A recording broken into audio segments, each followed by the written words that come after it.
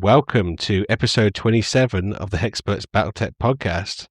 It's been 100 years since our last episode. We've got all the guys here for once. It's been so long. Obviously, I'm so old that I'm now a skeleton with a beard. You were always a skeleton with a beard. Well, you can grow a beard? I've never seen a beard. No. Not after your he started growing one. Not after your KFC, Dom. I've heard what's happened to you. Let's move on. Let's move on. So yes, anyway, your hosts this evening are Skeleton Dom, myself, Lewis, and I'm not a skeleton apparently. Tom over there, are you a skeleton? More of a demi-lich. A demi-lich, oh, very, very fancy. Nathan, what kind of undead creature are you or not? I'm like a slime, like a big gelatinous slime. He's just a dead dwarf. That's all he is. That guy.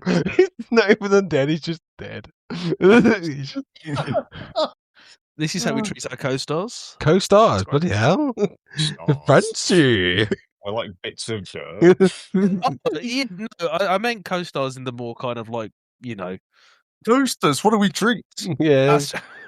Astrological way. Just put a drink on Nathan's dead dwarf body. Anyway, I'll kiss him on the forehead. Let's just try and get past the intro. So this episode is going to be is a BattleTech podcast, and this year we're going to talk about all the BattleTech year in recap. Oh boy! But before we do that, let's talk about all the hobby we've been up to, because it's been so long. Obviously, we're going to be doing reams of BattleTech hobby. And to start with, the BattleTech hobby master himself, Dom, what BattleTech hobby have you been up to? I have been up to so much BattleTech hobby. I have been watching Hercules, The Legendary Journeys with Kevin Sorbo, a friend of the podcast, Kevin Sorbo. Yes. I don't know if he is. Friend of the podcast, Kevin Sorbo, yes, has been. I've been doing my other podcast where I do a watch along of Hercules Legendary Journeys with Kevin Sorbo, and he's got some opinions. Let me tell you. I was about to say, I feel like maybe this is not the man that we want to be associating with. What else have I been doing? I've been painting models for Marvel Crisis Protocol. I've been playing Marvel Crisis Protocol. I've been waiting for an episode of the Hexperts to record. See, this is your problem, Dom. You have to be in the episode to make the episode appear. I've been patiently waiting for another episode of the BattleTech podcast, a podcast all about BattleTech. Yes. Yeah, so I've just been doing general hobby stuff. I played some Warhammer. I think it's okay. Age of Sigmar, it's quite good. Yeah. And I also had a New Year and a Christmas. A Christmas, that's good, Dom. Did you get anything good for Christmas? I got a dead dwarf with a drink on it.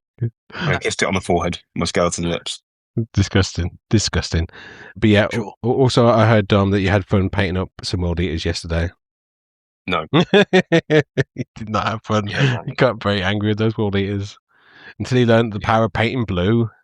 I was about to say, on brand, actually. Yeah. All I feel is hate and pain. He does hate and pain. Let's move across to Nathan. Nathan, what have you been up to? So, I have actually been doing quite a lot of hobby. I've painted a very small amount of BattleTech. I've painted some bolt action. I've been doing some parachuters. I've been building and painting and sculpting some space walls whenever I've got the time.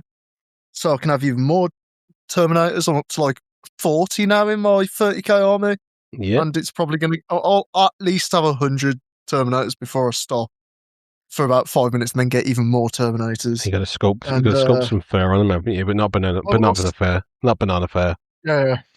Just slightly stringy spaghetti fur more than banana fur. Looks delicious. Mm-hmm. But yeah, so other than that, I've also been preparing to go to the BattleTech Southern Italian Open, which is being held on the 24th, so it should be quite a bit before, well, this episode should be out before. So depends how long it takes to edit. If I see you down there, say hi. I will be wearing the Hexperts shirt, so I'll also be the pastiest white man in Italy, so those are two things you can try and spot me by. I don't know, have you met Germans? They're quite pasty. Welcome to the racist. Yeah, right. I think we're kind of no. That's a legitimate statement. If you, yeah, Germans are pasty. Yeah. Well, apart from insulting all Germany and calling them pasty, is that everything? Everything for you, Nathan?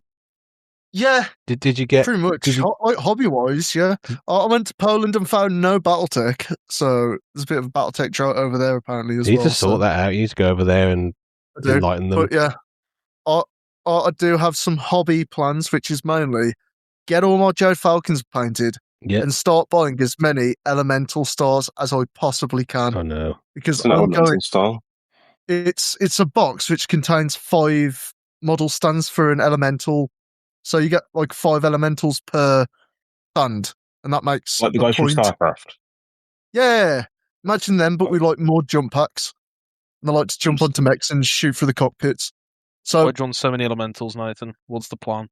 So I want to make a Trinary Supernova, which is pretty much 3 stars, so 15 mechs, and for each mech they have an elemental base with them. That's a legit organizational structure of the clans. Don't mess with me or my son ever again, sort of vibes.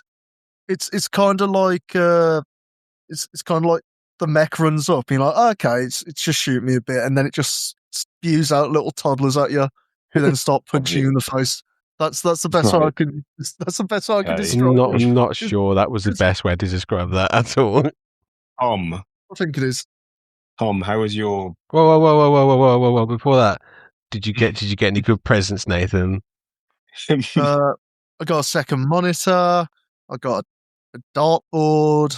I got money. That's a very nice present. I also got 2 different tickets to do 2 different things, which I can't do because I'm already on holiday both of those times, which is a bit unfortunate. Nathan's actually calling us on the money phone as well. Yeah. Money. The phone I'm calling is literally just a stack of £1 bills. A fat stack of mad cash. He's got racks and racks and racks of bands.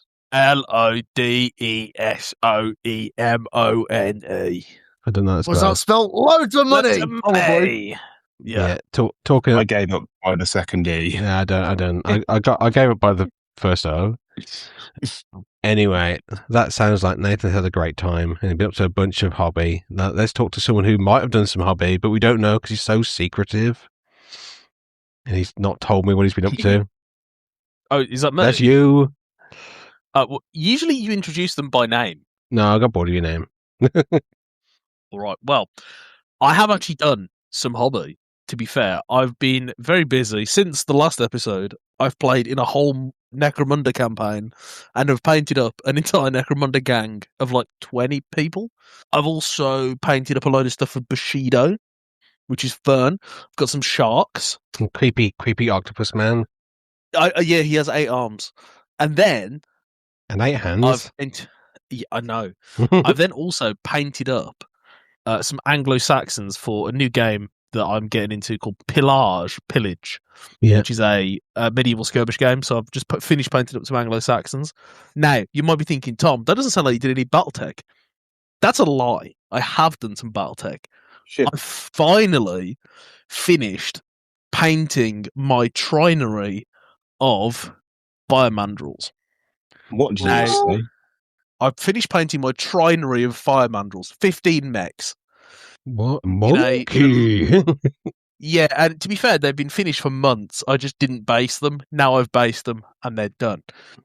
So they are done, lovely. I want to say, I'll need to go on to camo specs really quickly. Before we carry on with this, what's a mandrel? It's like a monkey. It's a monkey. So it's a monkey, and a bunch of funky guys from the Draconis Combine went, I want to be it's a funky monkey. It's funky monkey. Yeah. So I went for Kindra Bale Grant, which is a lovely halved red and yellowy orange colour. Yeah. Mm-hmm. So I've got 15 mechs, all lovely and split down the middle. And I'm actually really proud of them. They look really nice, to be honest. I do look nice. Hopefully we'll get some high quality pictures on the Instagram for the people listening. Oh. I did send like a really low quality kind of like potato can picture. You did. It was the most potato can picture. It was actually it makes me look in the Blair Witch. Yeah, no, I do specialise in found footage images. I think you were shaking your camera around while you were doing it. Oh, 100%. So that twisting that people do to get the effect on their images. Oh, yeah. Yeah, but Lewis's mum will twist effect when he's trying to take a picture as he twists his nipples and stuff. No. Although we are at 10 minutes, so I don't think we can be demonetized yet. I don't think we were monetized. No, true. So yeah, I think that's that. Oh, also there's 2 stands of elementals with them. I think I just had them left over from some other plan stuff that I was doing, so they just got rolled in. Not 15. Slacking, Tom. Slacking. Not 15. But I want to say I've got a lot of non-Omnimex in the Force. Yeah. So I don't. To be honest, I built that each star is 15,000 BV. Yeah. So there's 45,000 BV across the trinary. I can't remember what the breakdown is, but there's a supernova in there. There's blood asp, a piranha. I'm just having a look across the room. A Jenna 2C. It's all like 2Cs and stuff. There's no actual inner sphere mix in there, but there's kind of like a mix. Cool. Well, I'm happy to see that you're getting some of your BattleTech models finished, Tom. And as of us the others, did you get any cool hobby things for Christmas, Tom? I did actually, and this is going to be super sad because I'm a little bit of a sad person. I upgraded. I didn't necessarily get any BattleTech for Christmas, but I upgraded my setup in that I was gifted very kindly a pair of 4 plastic God hand snippers. Ooh.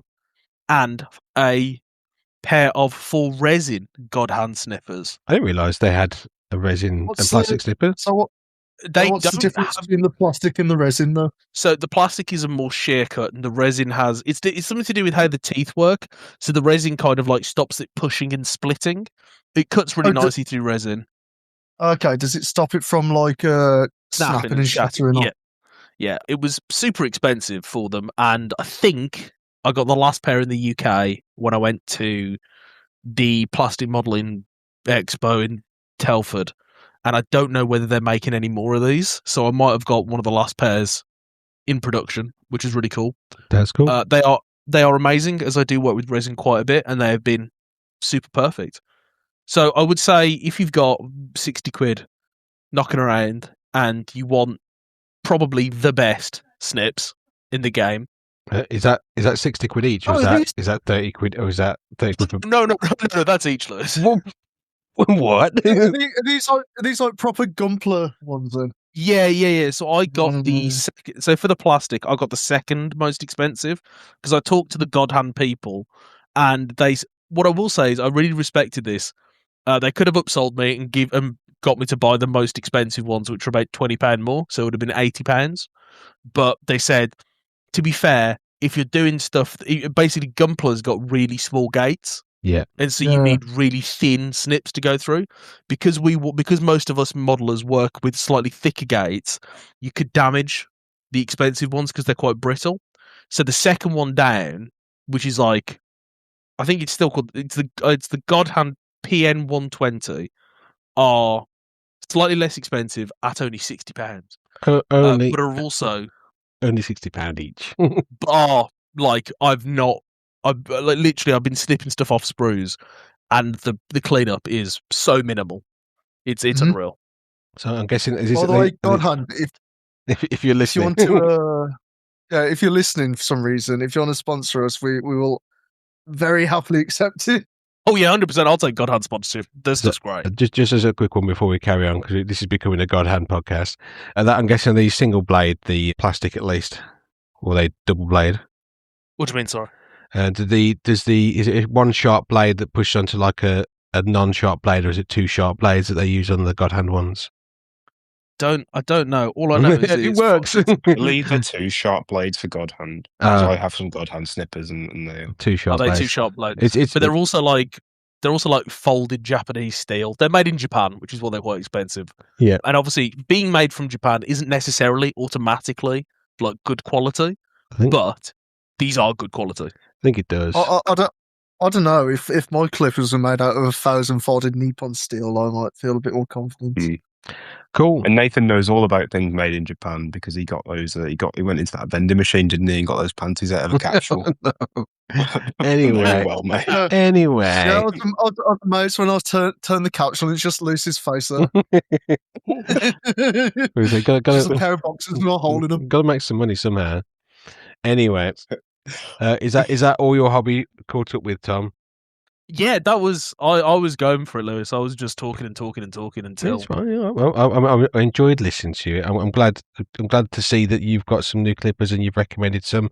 I can't see me getting £60 clippers anytime soon, though. I don't think I'll get that. Without your help, dear patrons. Oh, actually, no. Sorry, no. The plastic ones weren't £60. The resin ones were £60. No, the plastic ones were 45. Oh, that's okay then. That's much better. No, I would argue here that it makes sense to buy things that are expensive and good rather than bad and bad. I mean, I always go back to the Terry Pratchett thing about boots. There's a thing that Terry Pratchett says about, like, in one of his stories, one of the characters has bad quality boots. Yeah. And he's like, people that are rich buy boots once every 2 years for like £6 or whatever the fuck it is. Basically, if you buy poor quality stuff, you need to replace it more often, and therefore you actually spend more in the long run. Yeah. So it's better investing. Now, obviously, I know not everyone's financial situation is the same, so I'm not saying you have to get God hand, but more that if you're looking to sort of up your clipperage, they're definitely something I would recommend highly. Super duper. Cool. Should we finish it with myself? Let's have a little look. No. Oh, okay. Let's skip. Veto. No. What you've actually probably done the most BattleTech out of all of us. So what have you been up to? I've just been. I painted my grizzly that I've been trying to paint for ages. I'm happy that's done. And then immediately it went into a BattleTech campaign and didn't actually play in the campaign that Nate was running for Shape Battle Roll for us at Boarding Brum. Why not, Lewis? Why didn't it run? Because we did the recon mission for BattleTech Aces, and I thought I won't take that. We need some recon mechs, so I took a catapult, a raven. That's what to the camera. That's what I took, and then it didn't go well for the catapult. I think Nathan, you've carried on that campaign because I've been busy since then. Yeah, so Luce started the campaign, and then after a week, after his catapult got destroyed, he was like, I don't want to play anymore. No. It's been busy for work. Okay, fine, I'll play for Lewis. And then I did. Yeah, it was pretty good. So much so when I'm enjoying Aces. Yeah, well, so I've been keen on Aces, obviously, and when I saw that Sci-Fi Trader had some in stock, I purchased some, and it's now here. And I'm slowly working through the box. I think I've got the Thor or the Summoner done, Locust 2C, the Baboon, and I've just got the dry brushing to do on the Marauder 2C, which leaves me, I think, with the Rifleman C2, not 2C, and the Bane 3 to finish, and the two tanks or two hovercraft. Yeah, so that's pretty much it for BattleTech. So once they're done, I think I'll be jumping back into probably some maybe Aces, but I might do some of those Aces campaigns at home. And other than that, I've done some Heresy and painted some Heresy Apothecaries. I think that's pretty much it, really. Well, they look really nice. They were. I was worried about painting the white on them, but I think it worked out. I probably shouldn't have painted the white on the models at the same time as painting the blue, but it didn't go too badly. But yeah, I think that's pretty much all our hobby. And as Nathan had pointed out earlier, if you do want to see that, I should probably upload that stuff to Instagram at some point. Some of that stuff is already on Instagram, but I probably should consolidate that into one post. But talking hobby, the ever popular Dom's hobby tip section is next. So I'm hoping Dom has remembered to do a hobby tip for this week. Dom, I have a hobby tip. Go on. In the UK, I know not all of our listeners are in the UK, but in the UK, we've had quite a lot of cold weather. Wouldn't you say, gang? It's been pretty chilly. I have. I would say that. It's been snowing, it's Christmas time, etc., etc. And any good hobbyist will know that you're not meant to spray your primer indoors because you will get particulates in your lungs and turn into a schizophrenic werewolf. What you need to do is spray outside, but obviously if it's snowing, probably a bad idea. If it's cold, also a bad idea. If it's really warm, you get the point. Yeah. So what you can do in order to prime, even when it is pretty chilly outside, is you can heat your can of primer up in a bucket of warm, not boiling, because it will explode, warm water. Take it real good for like 2 minutes, and you can use your primer as normal. Dom's hobby tips. Fantastic, Dom. And I'm sure lots of us are walking around with buckets of warm water now that we know that. Well, you can, if you are priming things, fill a bucket of warm water without needing to carry it around all the time. You know, just fill a new one. Put it in the sink. You don't have to fill a bucket. Or if you're Nathan, you could just put it down your pants. Hey-o! And Nathan's got a warm sensation in his pants. Anyway, that's a pretty good hobby tip there, Dom. It's very seasonal, and I appreciate that very much. I will be. Ho ho ho! I'm gonna be putting my cans in some warm water on Nathan's pants soon. Luke's going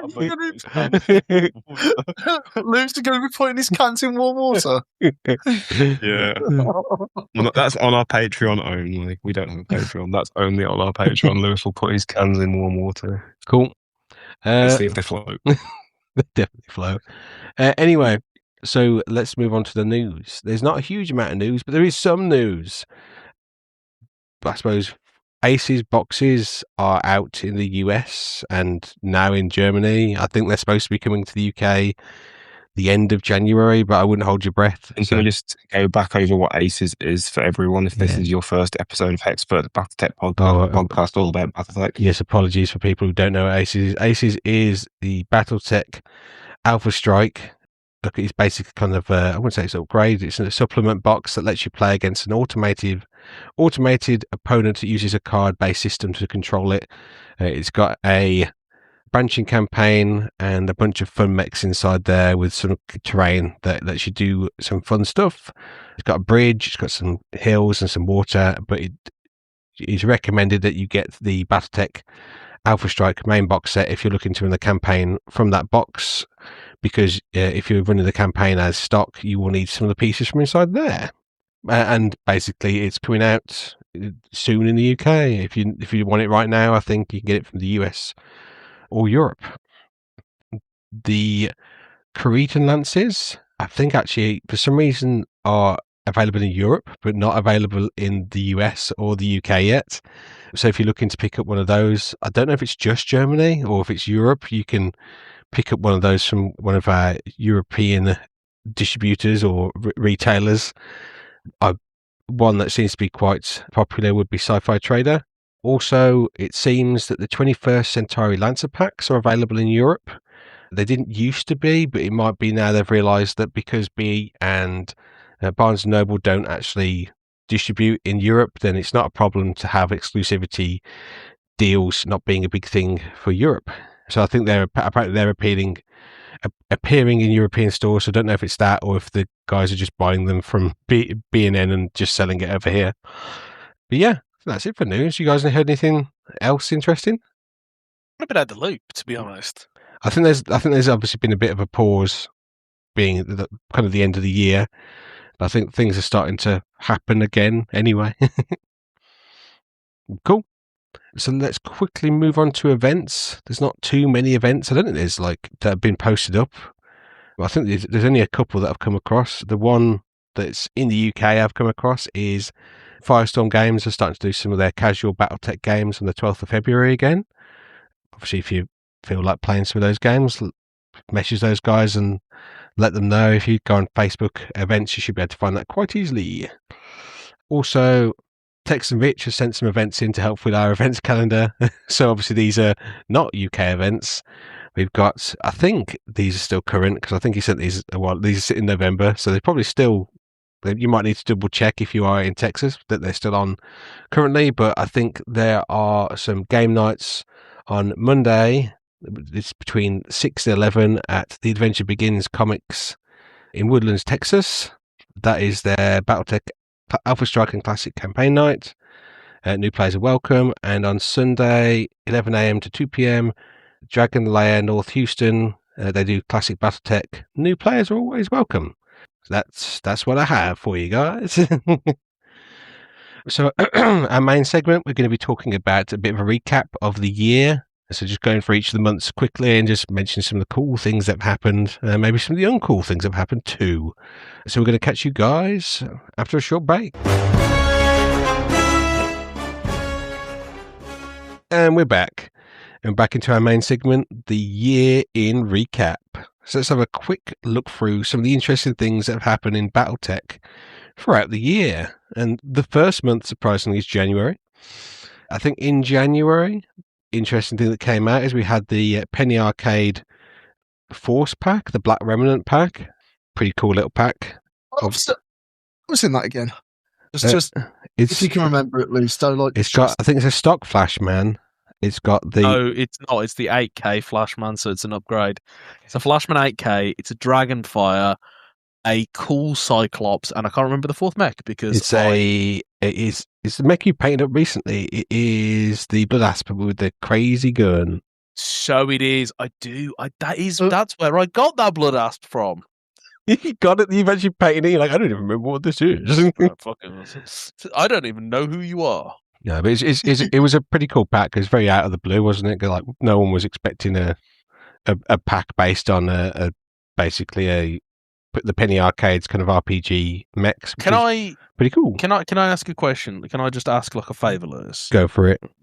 You know how people do the thing of like, what we're going to leave in 2025? Yeah, what are we going to leave? Can you leave calling it Penny Arcade rather than Pack in 2025? Penny Arcade, isn't it? Isn't it Penny Arcade? It is Penny Arcade Expo.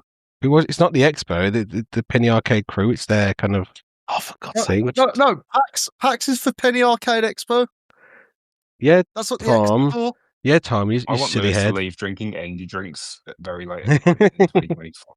Anyway, that was a pretty cool pack, guys. If I don't say so myself, I don't know. Pretty cool packs. I don't think I've seen it for sale in the UK yet. I think. I have seen it. I've seen it here and there. Have you seen? Have you?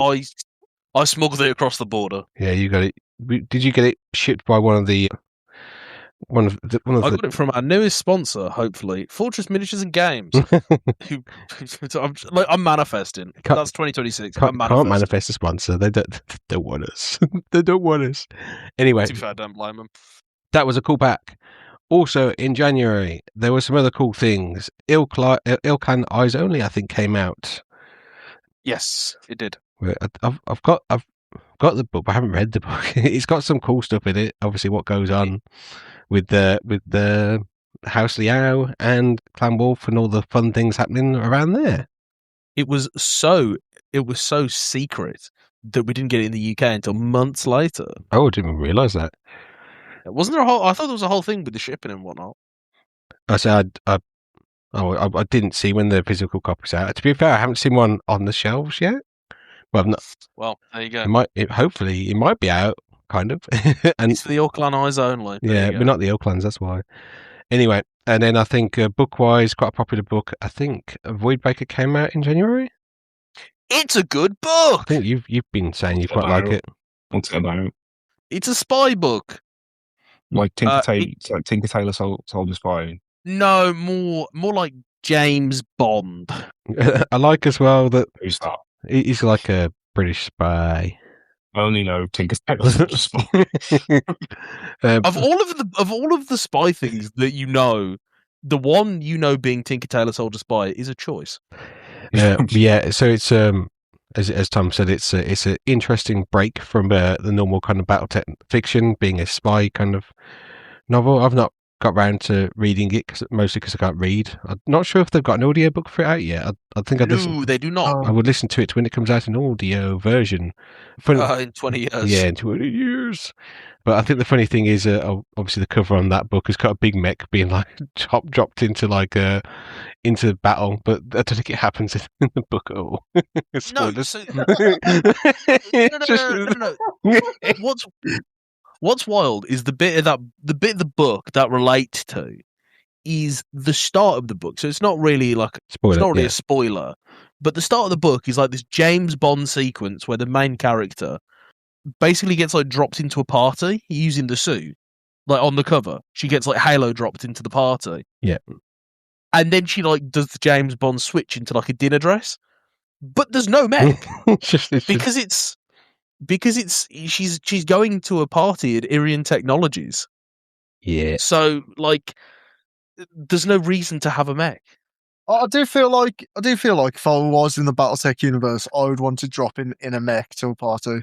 Like, you know how Iron Man drops in Iron Man 2, like that. Oh yeah. Also, fun fact actually, did you know that Irian Technologies has, I believe, one of the only kind of like plans going for the guillotine, and they use it extensively to guard their bases. Really? Didn't know that. Yeah. You are a fan of Dom is a fan of the guillotine. Go guillotine. Anyway, yeah, cool stuff. I enjoyed it. Nobody else in this chat except Nathan knows ball. So that's sad. But yeah, I thought the book was really fun. It does a really nice bridge into between the hinterlands and kind of the Battle of Terror. It's good. Cool. Let's move on. Where we live. Let's move on to February then. Talking of places that we live, which is February, a month we live in. Anyway, that was not a good segue. I'm trying. I'm trying here. That's about isn't it January? That's about as good a segue as Mike today. I was messaging him, and he called unicycles clown conveyances. That's better than what I said. Pretty smart. I thought those were small cars. To be fair, clown conveyances. I don't know. Take it up with Mike. Anyway, February apparently had some BattleTech mercenary stuff coming out in the States. Oh, and we still haven't got it in the UK almost a year after they've had it. So, what do you mean, Lewis? I have my mercenary stuff. Maybe from the Kickstarter, but not retail. But yes, so some of the stuff came out from the Merc stuff, which is cool. Hopefully soon we will see that on our shelves. That haven't been a shop that's backed the Kickstarter. Some of the stuff has come out. I think the House Davian Heavy Battle Lance came out this month, which had the Templar, Falconer, Thanatos, and Thunderbolt NIAS, which was a cool box. And at some point, I'd like to get that box because it's got a bunch of mechs I quite like. Oh yeah, that was a good one. I enjoyed that one. I think the Thunderbolt's for me is the big winner out of that box, but it's also the worst. Is it oh, okay. Well, no, it's got Rack 5. Yeah, it's. I think that box lives or dies on whether you're a fan of racks. If you're a fan of racks, fucking go ahead. That box is awesome. Yeah. If you hate racks, do you like racks? I love racks. I'm not gonna go any further. Let me be clear. That box lives or dies on whether you like rotary autocannons. Okay, that I also like those. But yes, I think the Templar is supposed to be quite popular in there as well. I think they're all quite popular mechs, but they're quite expensive. Yeah, no, they're all quite expensive mechs, and I believe the ones that aren't kind of like staples are pretty popular from, I want to say, Mech Warrior 4. I say I was out of the Mech Warrior loop at that point, so I don't know. That's what I'm going to say. I'm going to say it with some level of credulity. Yeah, and if we're wrong, send death threats to Tom. Please don't. But yes, cool. So that was a cool box that came out. And also some cool books came out. There was some Shrapnel stuff, and there was the best book, which was the BattleTech Romance Hungry Like the Wolf book, which obviously I'm not that biased about. What's Hungry Like the Wolf about? It's a book about. It's supposed to be is it an April Fool's joke? The Maid Alaric Ward looked like Simon Le Bon. That's what's Hungry Like the Wolf about. To be fair, he does look pretty hot. To be honest, I'm not going to say this lightly.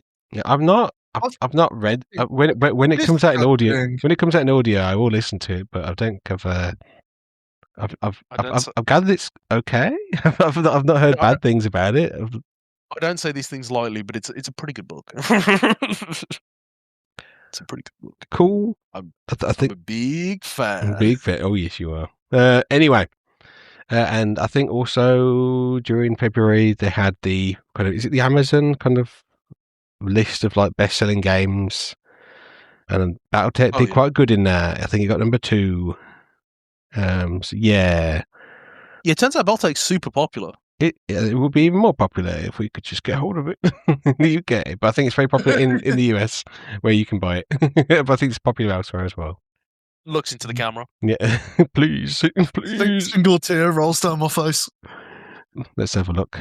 I think we're moving on to March now. March, one of the cool bits and pieces that happened was there's a new art director for Catalyst, which is Marco Mazzoni, who some of you might know from the BattleTech Hairbrain scheme. Nathan, obviously you've been playing recently. Yeah. He's now the new art guy from there, and I think you can start to see some of the differences of with some of the stuff he's been doing is popping up in some of the books. Cannot express how much I love Marco Mazzoni. The stuff I think when you see there's a lot of stuff. I think it's you kind of got that kind of Dune aesthetic, which I think really suits the kind of BattleTech universe. Like Hairbrain schemes, but I gotta ask one whole question. Yeah, was he by any chance involved in the design of the new Jade Hawk? Not sure. I think they don't get involved with that. Is he just the illustration guy? No, he's the art director. That's what I mean.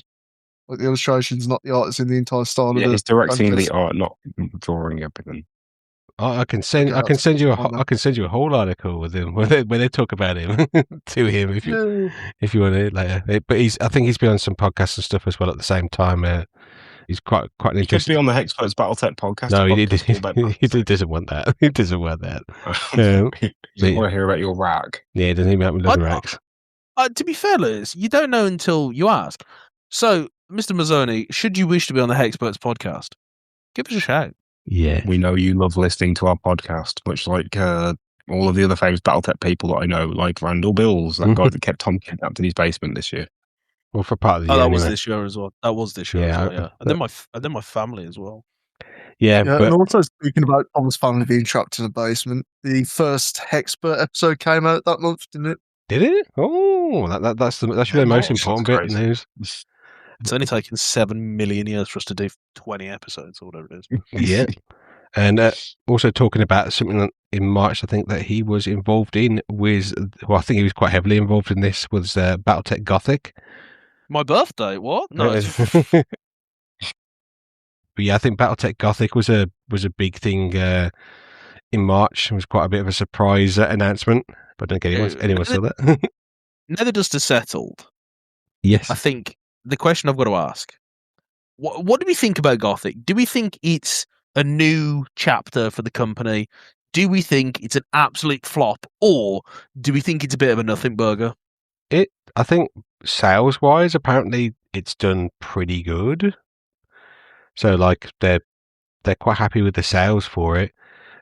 I was keen on it, but I think especially with our kind of releases being a bit delayed, we'll talk about later on, but Ace is coming out quite closely after it. Kind of meant that I ended up kind of holding fire and picking up the Aces box, especially because the Gothic box is very good, but I think it's retails close to $100, so it ends up being like £70 or £80 in the UK with like a retailer discount. But Aces is like 50 or 60 quid, and I think there's value in both boxes, but I think the Aces box for what you get is that's the one I picked up first. I think I'll pick up Gothic after. Basically, that probably gives kind of away what I think anyway of that. What? So earlier in the year, we did do an episode on BattleTech Gothic. Yes. Should you go for the lore? I do quite like the lore, and I like the lore direction it goes in. But like overall, I don't really care about it. But that's fair. I do feel like it's a bit of a nothing burger, if I'm being honest. And I hate saying it because I think they've put a lot of effort in. But I think I wouldn't mind if they kept doing more stories based in there, where they kind of make like the parallel universe story for they may Gothic. do that. Yeah, they did a short run of stories from some of the more well-known writers. Yeah, Shrapnel. They should do a comic book where he has to fight the Batman and the Predator. I think there was supposed to be a comic book on the way, but not for Gothic. But anyway, it's Dom. What do you think of Gothic? Did you say Tom or Dom? Dom. I hate it. It's stupid and bad. You don't. You don't have to love it, Dom. Anyway, guys from BattleTech Company, come on our podcast. We'll tell you all of your stuff sucks. I think it's fine. Yeah. The main issue is that there's a bunch of BattleTech stuff that people can't get right now. Yeah. And Catalyst Game Labs are dedicating resources to a side game and the Snoop Dogg cereal game. I'm not sure if that's come out yet. That's a positive. That's a good thing. Oh, right. Cool. Mark, this is good news. Tom, do you have any opinions on this? I think it was definitely interesting. And I think visually it's cool. Yep. The designs are really cool, and I think it's fun that they were given a little bit more leeway to kind of like do what they want. However, yep, I do think that maybe, I don't know, it just doesn't feel as I think unique. I think the big problem is that because it's part of a group of alternate universes, that they're basically, the idea was, I think initially it's just this box and maybe some shrapnels, and then they were going to do the salvage boxes. Because it's done reasonably well, there's been more of a kind of asking for it. They're doing the monsters, which some people weren't happy that it didn't come with the monsters, but they're doing the monsters for it now. But it should come with the monsters. The monsters are the most interesting bit. True. Yeah, if I'm being honest, they're the main draw of the entire thing, and then they're like, "No monsters for you." True, but I think I think the mechs are safe, because I think worst case you can say they're Solaris or pirate mechs, so they could kind of get away with kind of pushing them that way. It's a bit odd they're slightly bigger, but obviously they're trying to include some more detail and some of the gribbly bits. But I think because they've kind of gone safe and they've said we're only doing the salvage boxes, and now some monsters and some novels, but then that's it. They're not doing any more with it. It's kind of it's difficult to kind of say to people, "Oh, buy this box because we're going to have this interesting universe." It's like, no, after that they're moving on to another universe. So it's kind of it's interesting. It's kind of like an offshoot or a branch off, but like it's only a small branch, if that makes sense. So like it's difficult to kind of say spend $100 or £100 on this box, and we can only play with these. Is it 8 mechs that are inside there, or the whatever mechs are inside there, and maybe some of the monsters that are coming out. Any interesting like sort of tokens or anything, or cards? Yeah, I think there's some interesting maps. There's some interesting weapons that have come out. So I think there's some medium blazers which I've heard of interesting, and also, as you said, you've got the monsters, and I think the monsters may influence things going forward. You might find that those kind of rules might end up coming back into some other systems. I don't know. And I suppose also a big interesting thing is that some of the models have come with multi-part with different options. So that might be something they're trying out with this box that we may see come into the main series with some of the mechs. We might see multi-part plastic kits, but not too sure. Also, we did get we got the multi-part Atlas, but also they made a big multi-part Atlas, which was an interesting choice.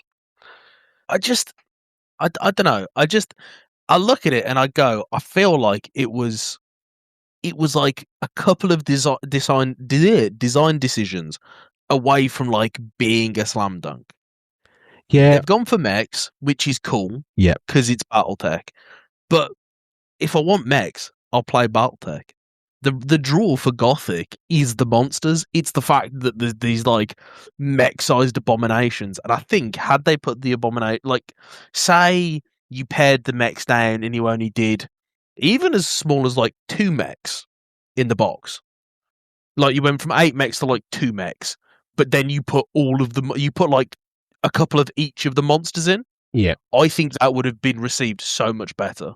Yeah, I think because people would have gone, I can see, like, even if I don't necessarily like it, I can see what you're doing rather than just here's another king crab with some grills. Yeah, I think there's a couple of things that meant that I think it's sold well, but I think there's a couple of things that haven't sold that have caused issues with it, which I think are people don't like the kind of the grim dark 40k kind of aesthetic. I think some people play BattleTech to not be involved with that, and they don't like the Games Workshop and that aesthetic. I played BattleTech to escape from my dark reality. Exactly.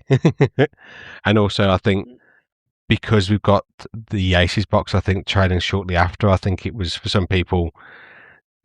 I think if it was a year of only Gothic on its own coming out, then I think it would have probably had a bit more hype because it'd be the only box, but it was only a couple of months and then Aces came out, so it didn't have a lot of time in the limelight, if you will. I know it's a separate product, but I think that the release schedule's definitely thingy, and I think it influence it, and I think it's not like a force pack. Yeah. Where month on month you can. I mean, I'd say most people that play BattleTech, if a new force pack comes out and they want it, they'll pick it up and not be too worried about. Oh, is next month going to be another force pack that I really want? So should I hold off on this? Because the buying for the force pack is relatively. I know it's going up, but it's relatively low. Yeah. Whereas these boxes, they're not cheap. No, and to be fair, I think the other thing with this is it may benefit from having a couple mech force packs as well, just so you can kind of have a bit more to work with, because at the moment I think there's a couple of mechs and the monsters, but then that's supposed to be it, and as far as we know, and then they're moving on to something else. So it's like, well, that's great, but why would I invest time here when I could just buy normal battle mechs and there's going to be more battle mechs and this universe is going to carry on, whereas this is going to stop here and then that's it. Well, if I'm being honest, actually, I think I'd have probably done it. So I've just had a thought about this. Yeah. And I feel like I would have done it the complete opposite way that they did. I know obviously that's I'm speaking with hindsight, but I feel like actually if you said, here's the newer Gothic box, it's got no mechs in it, just like monsters. It's got all the monsters in it. Yeah. And if it sells well, we'll do some Gothic themed mechs, but they'll come out in force packs, but use your current mechs because it's the same mech. I think that'd have done so much better because it's a completely new product. We've never had Gothic monsters before. Whereas we have a Scorpion. Yeah, we've got the fire starter. Yeah. They look cool. We don't have a Scorpion. I have Scorpion. Tom's got one, but we don't have one in the shops generally. But no, but I'm saying it's a product that is out, and for me especially looking at it, I'm like, why do I give a shit about another Scorpion? Yeah, I think you are right. I think if this was packaged up the opposite way and say, actually, this isn't a separate universe, this is BattleTech monsters for you guys to go and fight and capture for missions and stuff, I think that probably would have sold better. But I think that obviously this kind of whole alternate universe thing it's not coming, it's not been approached that way, which is why it never became that. But obviously it's interesting. I think I do want to pick up the box at some point, but it's not. Yeah. It's kind of I'll definitely pick it up from I'll pick that up from a third party retailer to get a bit of a discount, because I think the £100 retail is too much. I don't mind. 100%. They don't have people on the Carnival of Sloth like GW, so they can't sell people high price boxes every other week, and people will buy. Yeah, but there's people get to BattleTech because it's a lot of the time they do it's low model count, don't they? Yeah. So the next, you keep giving them more models, they'll be like, no, I just want these ones actually for now. Yeah. Well, the next one's been Ray Punk, which is kind of the 50s kind of design, isn't it? Like Robbie the Robot kind of thing. And what's the other one? There was anime kind of style with the clan mechs, I think. I'll be interested to see how those kind of. When are we getting Furtek back, Lewis? When are we getting Furtek? No, you have to. I want my big rat atlas back. Okay, on a plastic rat atlas. No one wants a Atlas apart from you and maybe Dom. But yes, apart from Gothic, we did have some cool force packs being previewed, and obviously some of the ones we've talked about earlier. We had the previews for the 21st Centauri Lancers, and also we had the previews for the Cretan force packs, I think, or just them being existing. And also I think we had some of the previews for the Star League. I can never remember which box is which. It's the one with the hammerhead in it. Assault Force? No, it's the little ones. It's not the big mechs. It's the... Which one is it? Don't know. It's one of them. But yeah, we had some stuff coming out from that. But yeah, I think that was pretty... I think KerenskyCon happened as well. So there's a bunch of the announcements, which I think we've kind of gathered. Some stuff's come out and some stuff's been pushed back. We'll probably talk about it as the year goes on. Hopefully. So I think that's March. Let's move across to next month. So we've got April. What have we got in April then? We got April Fools. So we got obviously BattleTech Gothic, another country, a far country kind of April Fool's joke, which I think some people appreciated. I don't know if some people did. We got the Risk download, which I think you quite liked, didn't you, Tom? With the free download. Tom? Oh, he hated it. He hated it. I think Tom's just like passed out because of sheer joy. His sheer joy for the Risk. So yeah, that was a cool one. It could probably come back in a second and tell us about how much he loves the Risk one. Obviously, we had some more releases for the mercenary stuff in the States. We didn't get it yet. Some more releases. I think they had some. I don't know if they had the previews or some of the releases for the emplacement boxes, which I don't think we still haven't got yet, but they're pretty cool. We do like our turret tech.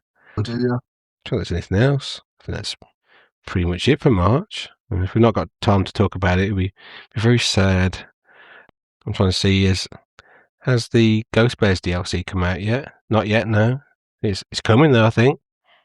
So waiting for the Bears. Waiting for the Bears DLC. So we'll move on to May then. Okay. May had, what did May have? In May, Catalyst bought Ironwind Metals. I didn't realise that happened that long ago. I think some of the people who own the company, I think they decided it's time for them to step back, and now Catalyst has the Ironwind Metals under their wing, apparently, is what they put down on this. I'm reading here. Under their mech leg. Their mech leg. Under their actuator. Yeah. Under their really small partial wing. Yes, they're very small partial wing. But yes. He's still going on about that, Nathan. He's still going on about that. But yeah, so I think, obviously, Ironwind Metals, kind of Valpath, all the stuff going on with that. I think they had some, licenses to produce single mechs. So then maybe some things change of the way packages or mechs can be packaged. They might be able to do some multi-part, etc. now that Ironwind is owned by Catalyst. But that happened in May. We've not seen anything crazy yet, but it doesn't mean stuff's not going on. We were just saying as well, Tom, that Risk came out in April, and you like all the Risk stuff. Oh, I love Risk. It's great. You made a whole Risk Lance, didn't you? Lance Lewis. I have a whole Risk company. Company? Yeah, I have a company. Yeah. What the hell?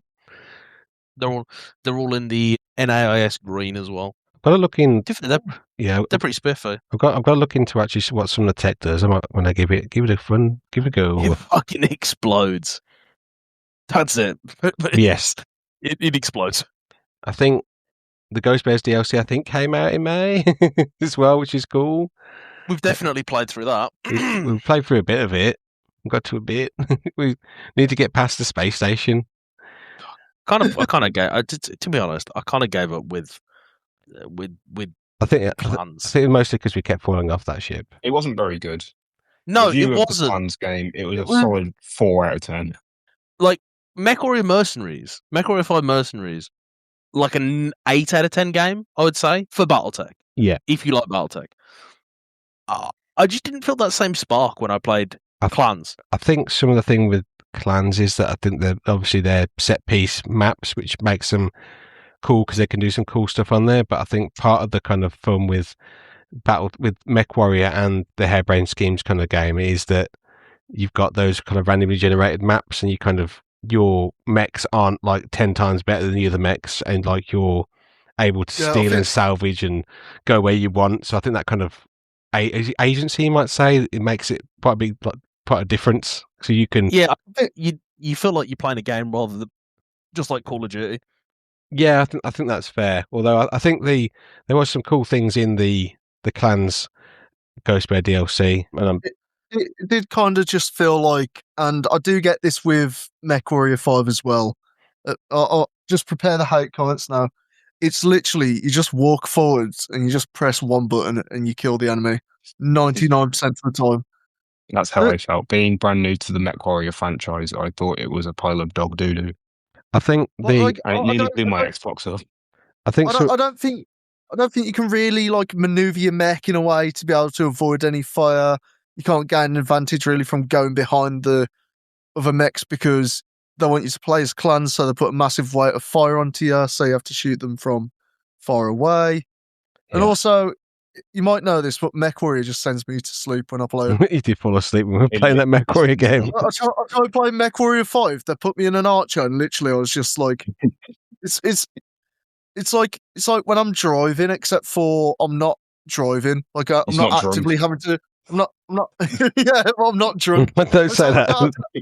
No, but it's like I don't have to actively pay attention to the map that's going on. My brain just goes into a trance of like, okay, shoot the guy. Oh, he's dead. Okay, shoot him. Cool. I think to be fair, I would like to give the kind of the clans DLC for MechWarrior 5 the main game, where you're in a sphere against clans and you get to salvage and get some of the mechs to try. I think that would be fun.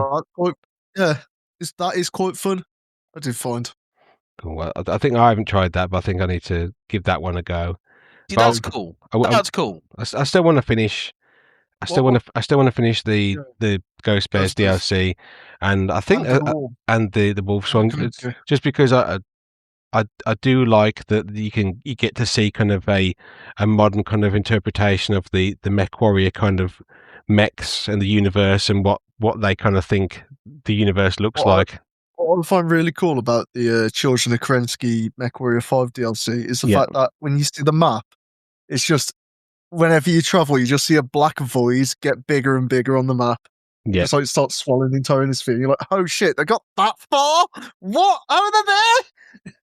I haven't seen this. I need to give that DLC a go. I might download that later. It's cool. That's cool as shit. That's cool. Yeah, I think it's probably one of those weird ones where the DLC that didn't get all the love is actually probably more fun DLC. But I think we might need to give that one a go anyway. Might stream that one. But I do want to finish the clans, kind of actual clans DLCs properly at some point, and then I think probably have a go at jumping back into the sphere and fighting off the clans. But yeah, I think that's it pretty much for May, though. Should we move across to next month? What's after May? We got June. What's after May? Nobody knows. No, everyone knows, Lewis. It's me. It's just me. They don't know. it's June. I think we've talked about this. They previewed the BattleTech Technical Readout 3025 Centennial Commemorative Edition, which is a cool book, which basically kind of reimagines the original 3025 readout, but with the modern mech designs in there, which I think is a cool book. I've not picked up one myself. I may pick up one at some point because I do really like the technical readouts, but this wasn't my first technical readout, so I don't have the love that maybe, not that I don't like it, but like some people this is their first book, I can see why this would be like a must buy. 100%. It's really, really cool looking at seeing some of that stuff being reimagined. Especially, I think we get some sneak peeks at some of the aircraft and lambs, what I remember. And well, not a sneak peek because obviously you bought the book, but I think they're in the book. Oh, did I hear lambs? I think there are. No. No, there's some lambs in the book, isn't there? I think there's a. Don't know, not sure. Don't quote me 100%. I don't know because I haven't bought the book, but if there are, there aren't. No, don't look. Let's have a look. The TRO 3025 contains two things we haven't seen in recognition guides: lambs and aerospace fighters. I think that as far on obviously this bit of the I'm reading the Signer article on June. They talk about the wasp lamb, so there's definitely a wasp lamb in there, Nathan. Is it real? The wasp lamb is real. But yes, so apart from Nathan blowing up his mic, screaming lamb excitement. Also in June, were they released? Was it a preview of no, this must be the actual release of the third Star League Strike Team. That's the name of the box. The one with is it Wendigo? Still not the UK. Havoc. Is it Lament? Yeah, it's the Lament, yeah. Kintaro and the Hammerhead. And an ordnance truck as well. It's quite expensive box. I think the Lament was pre-painted in here, but like, how much was this box? Was it like 45 quid or something? It was really expensive. It's fucking expensive. It was expensive, and I don't think it's in the UK yet, if I'm being honest. How many BattleTech mechs do you get in there? 5. You get 5 That's mechs. Quite a lot of BattleTech mechs. Yeah, and you get the little truck, but I think if they didn't have the pre-paint, it would be a bit cheaper, and I think it'd be a bit more palatable. I don't understand this pre-painted nonsense. Paint your damn mechs, people. Paint your damn mechs. I'm not a fan of pre-painted. I'm a post-painted. I think it talks about this month as well. The McCarran's Armored Cavalry box, I think, stops its exclusivity, but I think this kind of came out and then got released and then came out and got released, and they kept talking about it getting released like 3 or 4 times for some reason. I don't know why. And also, I think this month, I think they preview the next Star League battle group, which has got this has got the Wendigo, Peacekeeper, Malice, Excalibur, Savage Wolf, and the Salvage Repair Vehicle, which this would be a cool one to get when it comes out, because that Salvage Repair Vehicle, like the back of it lifts up and it's like a little gantry thing. It's cool. I love gantries. Yeah, I was real sad about that one because the pre-paint, the Savage Wolf, is the Savage Wolf I built when I bought the Iron Wind Metal Savage Wolf, thinking that we'd get the Prime, but they gave us the A. But yeah, what else happened in June? Oh, Rail Parther made some 3D printed hex terrain. We did talk about that when it came out. I don't think it's for me, but it's cool that they're doing it. Is it metal or it's 3D printed. I think I'm seeing if it's plastic or resin. I think it might be resin, but it's just terrain. It's just very basic terrain. I think it's fine. It's just very basic, but I suppose it means at least it will paint up easily and it'll come out fine. But I think there's definitely other suppliers that could make similar kind of hex terrain for similar prices, a lot more detailed, and some of them are pre-painted. But not to knock it, it's just that it's fine. It's just I'm not sure it's for me. I think. Can I go on the offensive a little bit? Go for it. I wasn't particularly impressed by the quality. Yeah, it did seem a bit stepped. I thought that it was quite low quality for what they're charging. Now, I like Rail Parther, but I like their metals, and I know that their metals are dated, but that's not something that particularly is an issue to me. However, I would have expected better, if I'm being honest. I just wasn't. But hopefully, I wasn't particularly happy with it. Hopefully, it's a dip into the market and they improve with it. But it's fine. It's fine. If you get I wouldn't even say that. The pictures that they showed had really quite severe layer lines. Yeah, and I think in the current market, with how good 3D printing has become, I don't even SLA printers are now, FDM, are now so good that you can print nearly with no layer lines. I just don't think it's acceptable. Yeah, it's true. I think that is fair. I think that is a fair opinion on that. But cool.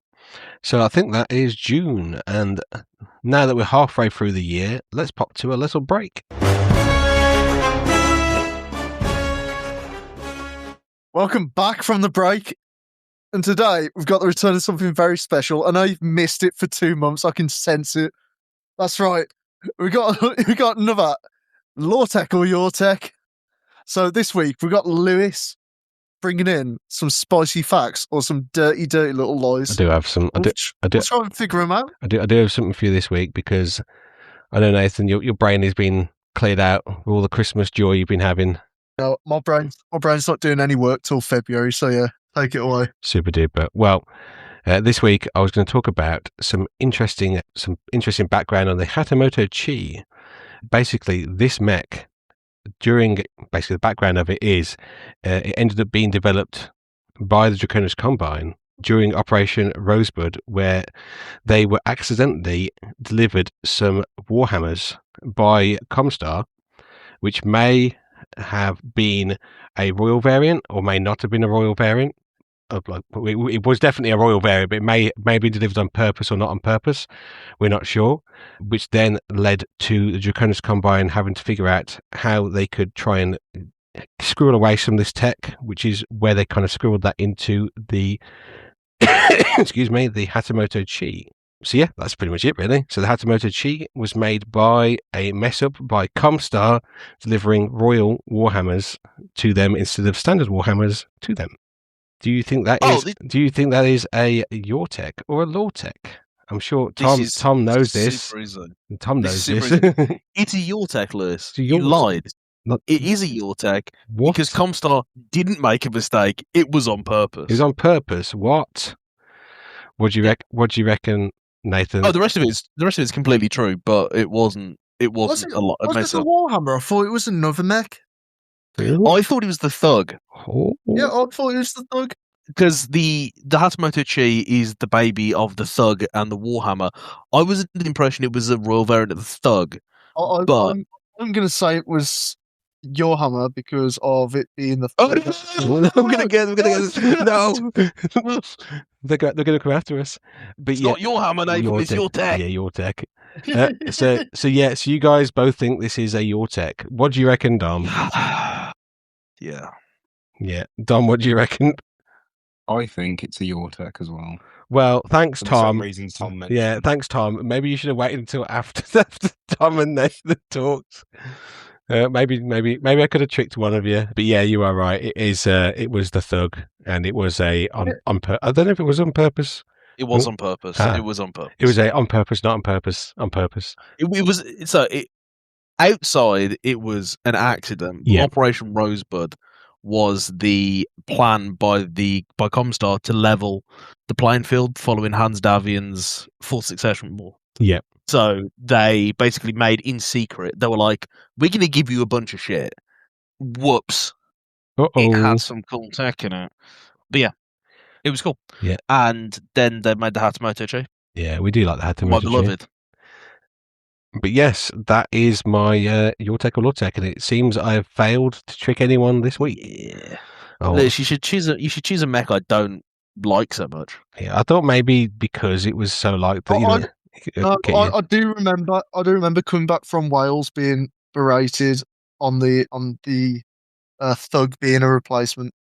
The entire thing about Thug from Tom. Tom literally told me about this. Because Tom ruined it. Tom, you ruined it all.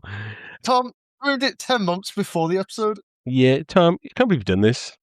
But yeah, because it's cool. Yeah. It's a cool piece of law there.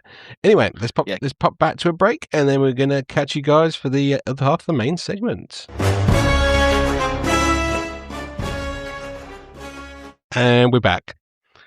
And so let's talk about some more months in the second half of our main segment. So what happened? Schmebruary. So we got July. Glorp. My favourite month. So in July, what happened? They had Gen Con, where I think Gothic was actually released properly this time. They had a bunch of fun stuff there. The things that we were definitely not able to get hold of. We're still not able to get hold of. There's some crazy dice that would some of them were crystals, and one of them was a missile and a bullet, and it was crazy. It's crazy times. But some cool stuff shown off there anyway. Trying to think anything else? No, I think that was pretty much it for July. Can't think of anything. Can't see anything else that's gone great that happened really in July. What a month. I think it was kind of taken up by I think it must be Catalyst kind of going to Gen Con.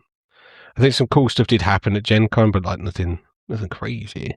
Nothing interesting. Anyway. Yeah. So next month we got August. I think it's just basically kind of a recap of July, saying that Gothic did quite well, and so did the Centennial edition of the 3025. They did quite well. I think it's just a recap of some of the stuff. So Iron Man Metal showed off a bunch of new mechs, which we've gone over in one of the episodes previously, which has some fun, cool mechs. Most importantly in there, they've got some more Novas, and they've got longbows with AC-20s in to surprise you. What else they got? And some jumping Marauder 2s that aren't Cs. That was pretty cool. I'm trying to think of anything else crazy. No, I think it's pretty uneventful. Apart from that, really, I think it's pretty quiet month. Pretty quiet month. A couple of quiet months. The only other thing about that month is that Nathan obviously got married that month. Yeah, he got married to his job. Nathan got married to the game that month. Married to the grind set, Married to the grind set. What else did we have? So then in September, or September, as we call it, Yeah.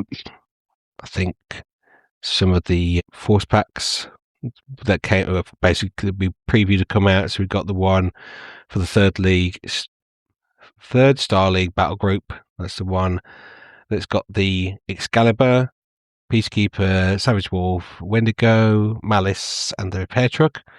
That's a cool box. Hopefully, have you got that one, Tom? I think I gave that one a miss. I want to get it. I'm tempted because I like the idea of the Excalibur, but no. So I do want it because I want the Excalibur. Yeah, but I think that was about the time where I just started to get a little bit like, I don't know. I think I played BattleTech for a while, like religiously. Yeah, and I think I just wanted to sort of you're on a spread my wings. BattleTech hiatus.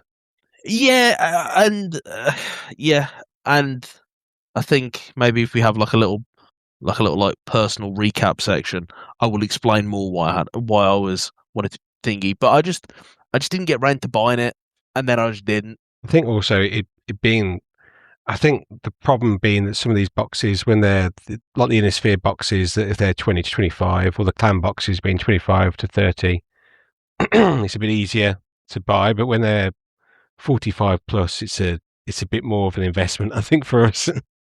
Oh, don't get me wrong. I'm no stranger to stupid financial decisions, but I don't know. I just feel like there was a certain point where things were just not coming out in the UK. Yeah, I think hopefully now we're starting to come to the other side of that, but it's not apparent just yet. But hopefully soon we can start seeing some of this stuff actually arriving. Yeah, I think it's just hard. It's just hard to get hyped for things when you see them and you're like, that is sick. I think the Korean Lance is so cool. When is it coming out? 7 months from now. Yeah.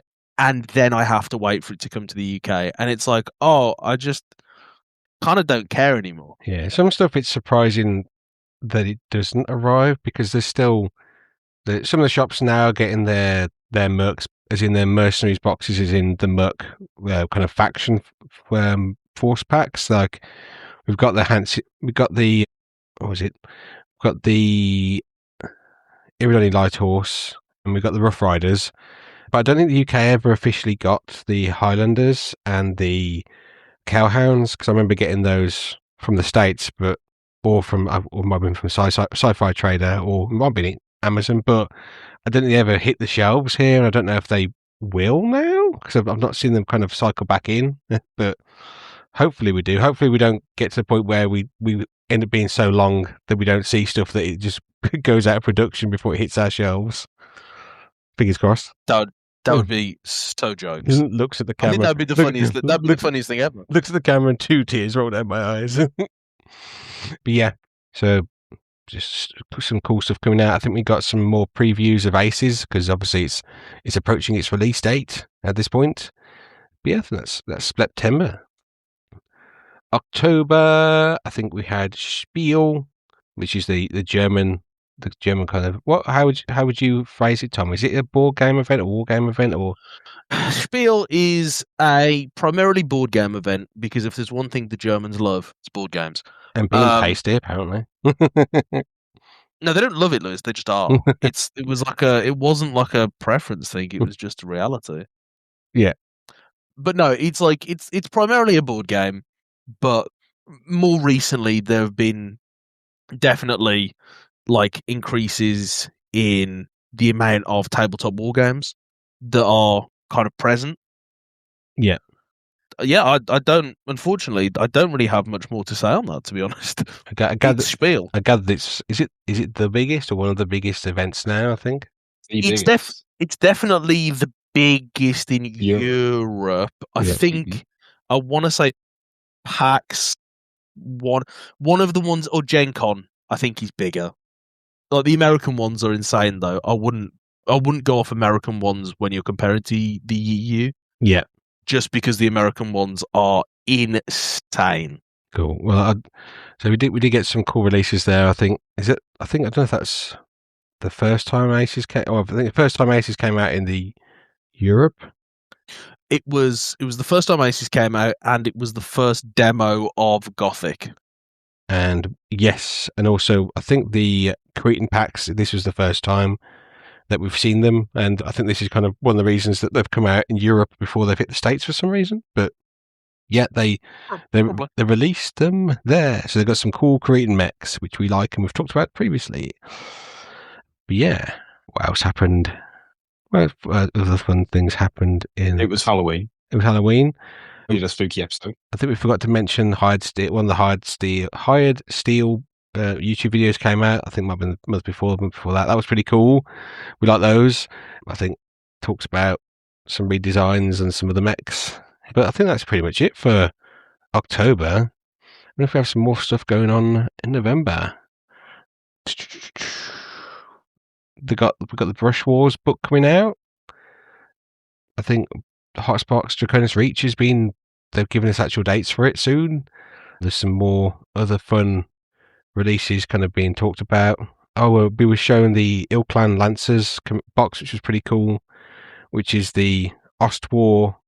I don't know if it's the same Ostrock, an Ostsol, and a Laya. I don't know how to say it. I need you to look at it. Laya's the company that make it, isn't it? It's this Scarabush is the other mech in the box. Me get confused. Oh, and that's next spring, and it's been an exclusive. Oh no, that means we won't see that for quite a while, unless they do that whole Europe thing where they don't count us as part of the exclusivity because we're not part of the States.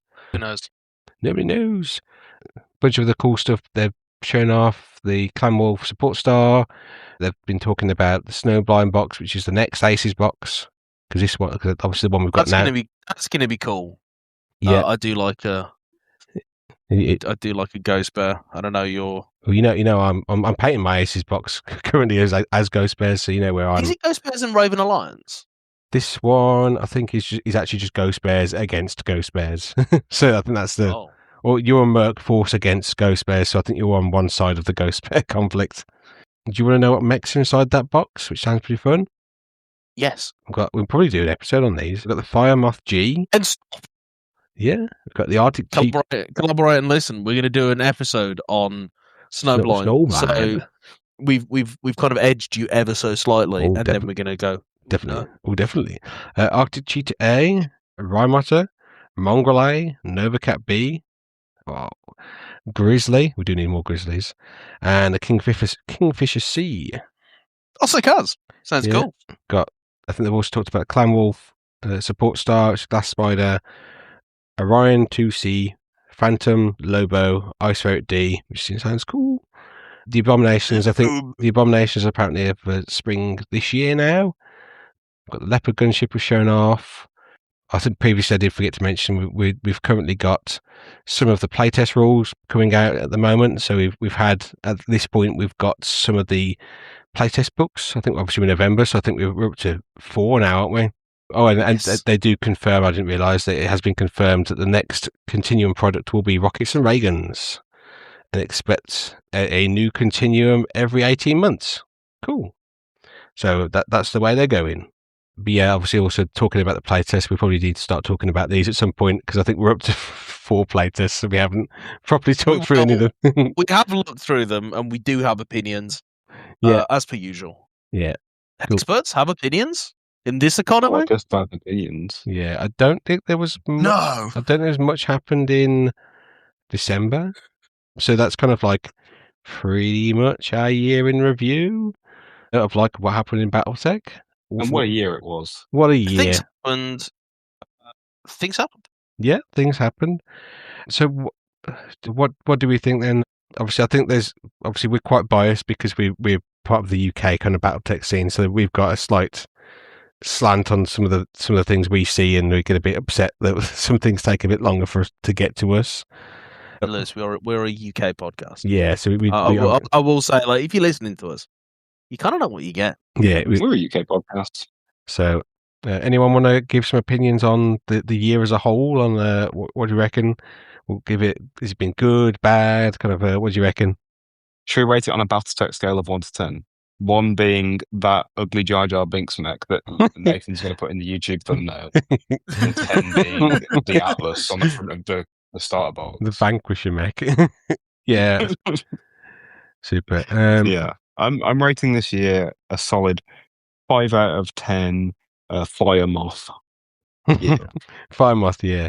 Yeah, it's a Fire Moth year. Nathan, do you have a rating for the year? I'd say it's a solid 6 or 7 out of 10, maybe. And what mech is that? I don't know what it'd be. Like a Takina. I thought you liked Takina more than that, but yeah, that seems that seems fine. Tom, what do you reckon? I would give 2 ERPPCs and a damaged gyro out of 10. Yeah, that makes sense. And I think personally, I'd give it a 7 out of 10. For me, I think the year. Which mech, Lewis? Oh, sorry, it would be a Banshee, but the 3S because it's. Okay, I was about to say not the 3E. Excuse me, but yes, I think the releases have been pretty good. The Davian boxes, great. I like the Black Lament box. The Cretan boxes obviously come out looking great. I think there's been a bit of a miss with some of the Star League boxes because I think they're just so expensive.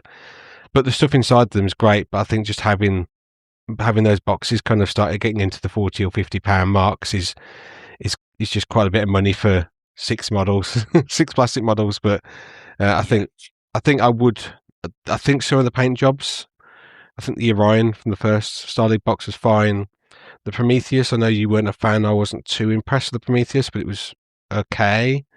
The Lament, I think it's been quite popular, and I've not really had a proper look at Aric's Savage Wolf, but it looks to be okay. But I think it's I will say, yeah. I was so unhappy with the Prometheus.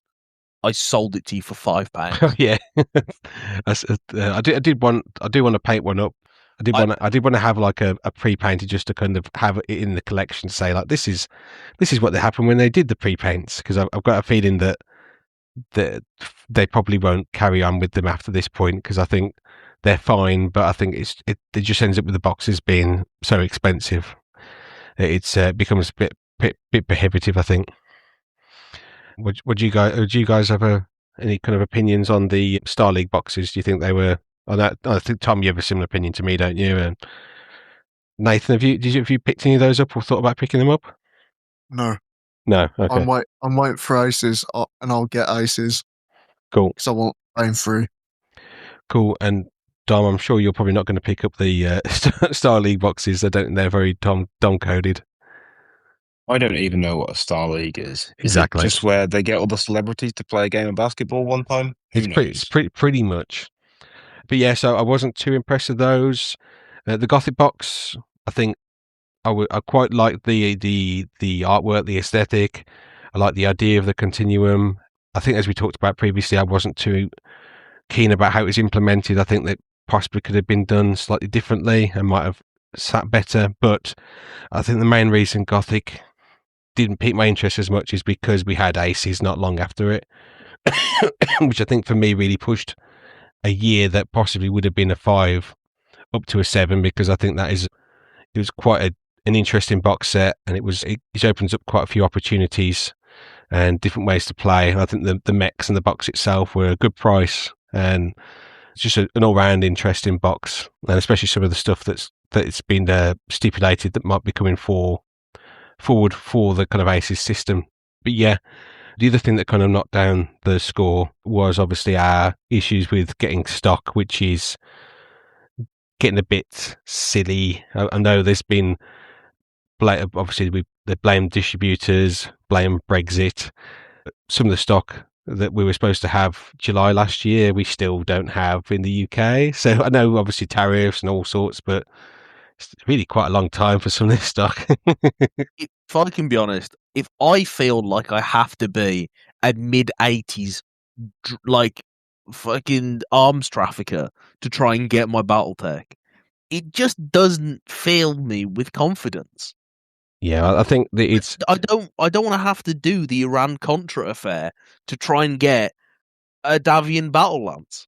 Yeah, we had it when we did some stuff at the UK Expo where people were asking where stock is, and we just had to say coming soon, but it still doesn't look like it's coming anytime soon. So it's definitely difficult, I think, within the UK to get started and get new players kind of involved without having to import from abroad, which is some hoops I think people don't really want to jump through, and it doesn't look fantastic for a game that people want to start being involved with. But hopefully things will improve. There's supposed to be new distribution systems, hubs and all sorts come in, but we just need to wait to see if those actually materialise. Catalyst, sort your shit out. Yeah, I know obviously it's not just Catalyst, there's stuff going on all over. I think, Dom, you've talked about issues for people like the just worldwide shipping issues. Like, it doesn't matter what company you are. You could be a guy that makes cans of Artful Tango installations. You could be a guy that sells paintbrushes. Everyone is experiencing shipping issues right now. Yeah. And it's no one's fault. And hopefully we can sort it all out before the apocalypse arrives. Happy 2026, everyone. Yes, happy 2026. But yeah, so I think that I don't know if you guys got anything else to add to kind of the kind of recap of the year. No? But yeah, do you want to go through some of the things we're hoping for next year? Yeah. Uh-huh. Cool. Anyone have anything they want to talk about to kind of start us off with? My New Year's resolution is to record more episodes of that. Yeah, that's it. I do actually think that's legit. We do. I think we need to address the elephant in the room, which is we've been busy boys. We've been busy boys. I think that's acceptable to a point, and we kind of were a bit lax. We've been overheating this year, and we needed to cool off a little bit now. But now our heat markers have returned to normal, and we can record as usual. Yeah, what Dom said, some bullshit like that. We're gonna do more Hexperts. If you want specific stuff, give us tell us. But yeah, that's kind of that's sort of where we are. I think we just need to kind of we need to lock in. We do. That's fair. But yes, obviously something to look forward to is more locked in Hexperts. More of us. If you don't want that, stop listening. Yeah, so just close your ears and just fold them up. Don't do that. Yeah, but yeah, so more. What we would miss. Yeah, more of us is something we want. Obviously, as we talked about, we want hopefully better distribution with stuff like the hubs appearing. Obviously, we've got Snowblind coming, and we've got a bunch of fun force packs, I think, on the way. Is there any other products you guys are looking forward to, or anything that we think we're missing and we need to get? Not a product actually, but what I would like is to play I want to play a game with the entirety of my fire mandrels. Yeah, that'd be fun to see all them on the battlefield. It sounds like you might be able to run that against Nathan's many elementals. Yeah, I'm always up for it. But we could. I gather you probably want to do that with Alpha Strike, and probably not with Classic. Oh, 100% we're playing Alpha Strike. No, yeah, 100% with Classic. Oh God, no, I'm not. No, I'm sorry, that's God. not. I've got to see my family at some point. No. I literally. No wonder the fire mandrels got wiped from existence. Oh, shut up! Yeah, spoilers. But yeah, so that's apparently that's it. We want to get some big games of BattleTech in. We want the hubs to appear, and we want more Hexperts episodes. Us to record them for you, lovely listeners. I feel like that's pretty reasonable. Yeah. So I want to try and get one of these bozos to actually start learning how to edit stuff, so I don't have to. But I'm doing the audio stuff, but I just can't do the visual stuff. But yes, I said this bozo. You're not. No, I'm not a bozo. But yeah, I think also hopefully this year we might be able to get some more BattleTech events set up by the Hexperts, and I think if Nathan can tempt us with some of his lovely pictures from abroad, hopefully we might be able to go to some more interesting BattleTech events like some of the opens. Hopefully Tom might be able to get to one this year. Shots fired. But yes, so I think that's our year in recap. So let's pop. I have to deal with this. let's pop to a short break, and then we can have a talk about Mech of the Week. probably the month, maybe the year. I don't know. All right, we'll catch you guys on the flip side. And we're back after the break. And this week, Mech of the Week, because it's Year of the Horse, which apparently isn't Year of the Horse because I messed it up. Not yet. Give it a month. But preemptively, Mech of the Week for that time is the Thunder Stallion, because it's like a horse. This is a Hell's Horses totem mech that rolled off the Kirin Mechworks production lines in 2850. However, this horsey, the totem mech kind of horsiness of this mech was downplayed quite a bit. I think it ended up being the only really bit of the mech that kind of has kind of like a kind of horse kind of effect is the back legs, which kind of look a bit hoofy. Yeah, I think they did kind of go back to it. They've got some mechs later on that've got like full on horse heads, but this one is not too horse like. I'm not appreciated for any of my jokes. I appreciated it. I was just finishing the sentence over it. But yes, it's a pretty cool assault mech.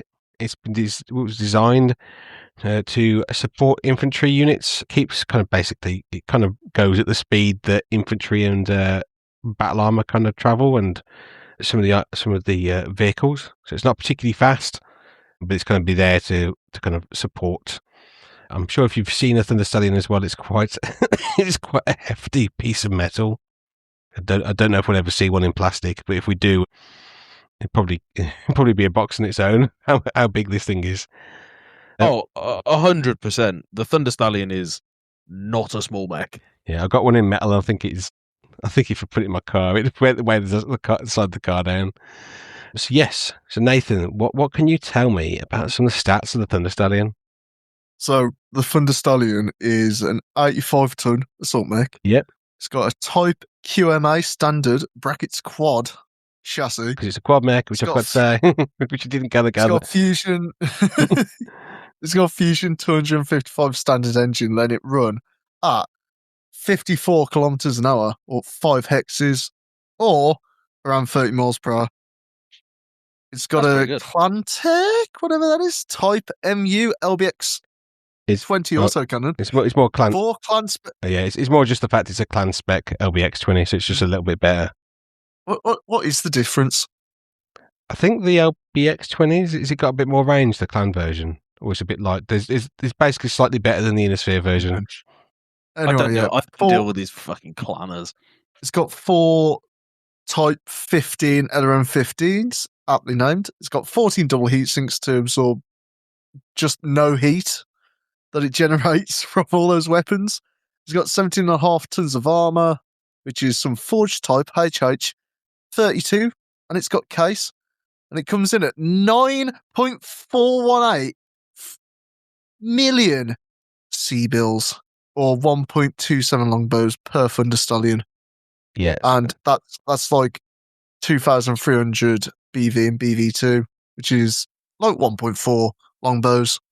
It's actually quite a cheap mech for like the actual what you get out of it. For the size, the armor, and the weapons on it, it's and for it being clan, it's decently priced. I feel like we have different opinions on what a good mech is. I think when you realise that, obviously, when you realise those clan LRMs are LRM-15s, which means it's quite happy to walk up to you and just shoot you with an LBX 20, which could be cluster or LRM, and just spray you with LRM-15s. Mm-hmm. How about you go through a few of the variants, Tom? Well, Nathan, I thought you'd never ask. So, first off, introduced in 2877, we have the Thunder Stallion Mark II, also known colloquially as the Fire Stallion. This lessens the ammunition dependency of the Thunder Stallion, replacing the autocannon and its attendant ammunition with a pair of large pulse lasers, I imagine clan spec, and 2 additional double heat sinks to handle the increased heat from the energy weapons. Now, this is, I think, worse, because I think it's less heat neutral. I think the large pulse lasers, the clan ones, are just so good that it is good, but I think just having an LBX 20 is just, even if it's actually probably not better, just having that threat is I think for me more scary than 2 large pulse lasers. Yeah, I wanna feel like it's bad, but the large pulse lasers are making me think it's good. I think it's the clan spec ones because they just got such range, and obviously they're pulse, so they're very likely to hit. Dom, do you have any thoughts on this issue? No. Thank you, Dom. Back to you in the studio. We got any more variants, Tom? Well, we do actually. I didn't tell you how much this cost. Oh, sorry, Tom. Please tell us how much. No. It was me. I got thinking. This costs a whopping 2,575 BV. Now, I think this is why I don't think it's necessarily worth it. Is that you're adding 200 BV onto this, which starts making it quite spenny. Now, obviously, the argument to be made is that the large pulse lasers of clan specification are just that good. But I think it's a 50-50. I don't know. Maybe if you've got the points, upgrade it. If you don't, you ain't going wrong with an LBX20. Is my opinion. I'm still leaning towards the LBX20 on the first for the Stallion. It's also cheaper. So now we have the Thunder Stallion 3 introduced during the Jihad in 3068. This variant of the mech bases its capabilities only on ballistic type weapons. Its main weapon is a Class 40 HAG Hyper Assault Gauss rifle, so that is a HAG 40 with 6 tons of ammunition. That's insane. That's crazy. Just a casual. That's the largest cluster weapon in the game for the uninitiated. ETW. Secondarily to this, to support this isn't even like the only weapon it's got. It's like pulling shit out of its bum all the time. It's like pulling shit out of an ass. It's like pulling shit out of an ass. Secondarily to this, it has a single ER medium laser and a Class 20 LBX autocannon with 3 tons of ammunition. Is this all on one mech, or is this the mech's alternate weapons? Is this 2 mechs, or is this? No, this is 1 mech. That's a lot of gun. Just checking this out. This is all on one. This is all on one whole mech. There's a lot of nasty guns. Yeah, this is what I would consider absolutely fucking wild. Oh wow, that is all on one mech. So, oh my, that is it do in fact go up. Sorry, go down. I think is the actual one. It do go down. It don't go down. Yeah, if you like cluster, this is the mech for you. So, what else do we have? It's also got added protection in the form of the best thing in the game, ECM suite. Right, so it's ruining it's giving you some electronic countermeasures. Yeah, so it's making your life painful. Actually, not bad with some of the changes having that ECM bubble, especially if it's in your backline or advancing with some of your vehicles and your troops. That's not bad to have, really. No, to be fair, I am joking and I am ripping the piss out of the ECM, but I think with some of the changes to how ECM's been handled with the playtest rules, I actually think it's legit, to be honest.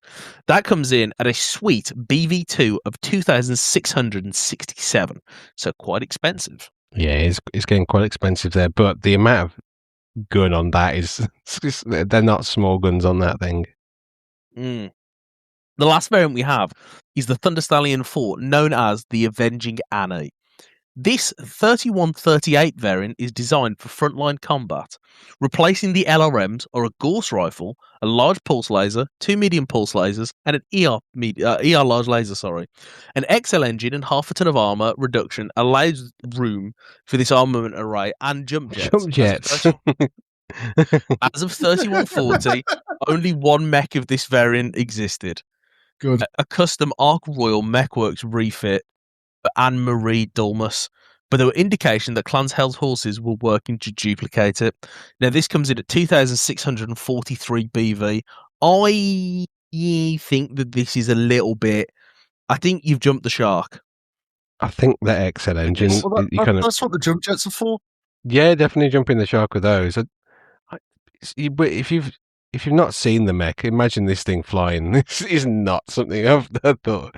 You've jumped the shark with this one. I think it's too much, and I think everyone needs to just take a moment to understand what a bloody quad mech needs to be doing, And the answer is not jumping about. Yeah. I suppose you're probably not going to stop it. But it's quite an interesting one, the 4 there, You are isn't correct. I'm unlikely to stop it. But it is also unlikely to achieve much. Yeah. Yeah, it's quite, like you said as well, it's quite expensive for what you get as well, isn't it? Mm-hmm. Yeah, it's very expensive. Now, if that's your bag, that's your bag. Yeah. And I would say go for it. But it wouldn't be something that I would be interested in purchasing myself. But then I am a very specific mech warrior and have silly preferences. So did that note down as well? It's still got an LBX 20 in there as well. I don't think it does. No, it does. It replaces the LRM 15. Oh, so you still got I think that makes it a little bit less. That makes it a bit more, I think, understandable for the points because that becomes it's got quite a lot of gun having an a clan ER large laser, which I think is rear. So that's quite strange. A Gauss rifle forward, large pulse laser forward, LBX. Yeah, I'm just saying it's quite a lot. I already dislike this mech. You don't need to make it worse. Yeah. I think it's one of those mechs that it's not got a lot of heat sinks though. No. I think it's one of these mechs that you might not choose. You wouldn't make it this way if you were getting a custom mech made for you. Well, only someone did. Unless your name was Anne-Marie Damas. But I think it might be fun to play, but I probably would choose it. Oh, yeah, no, I'm sure it would be absolute jokes to play once. Super duper.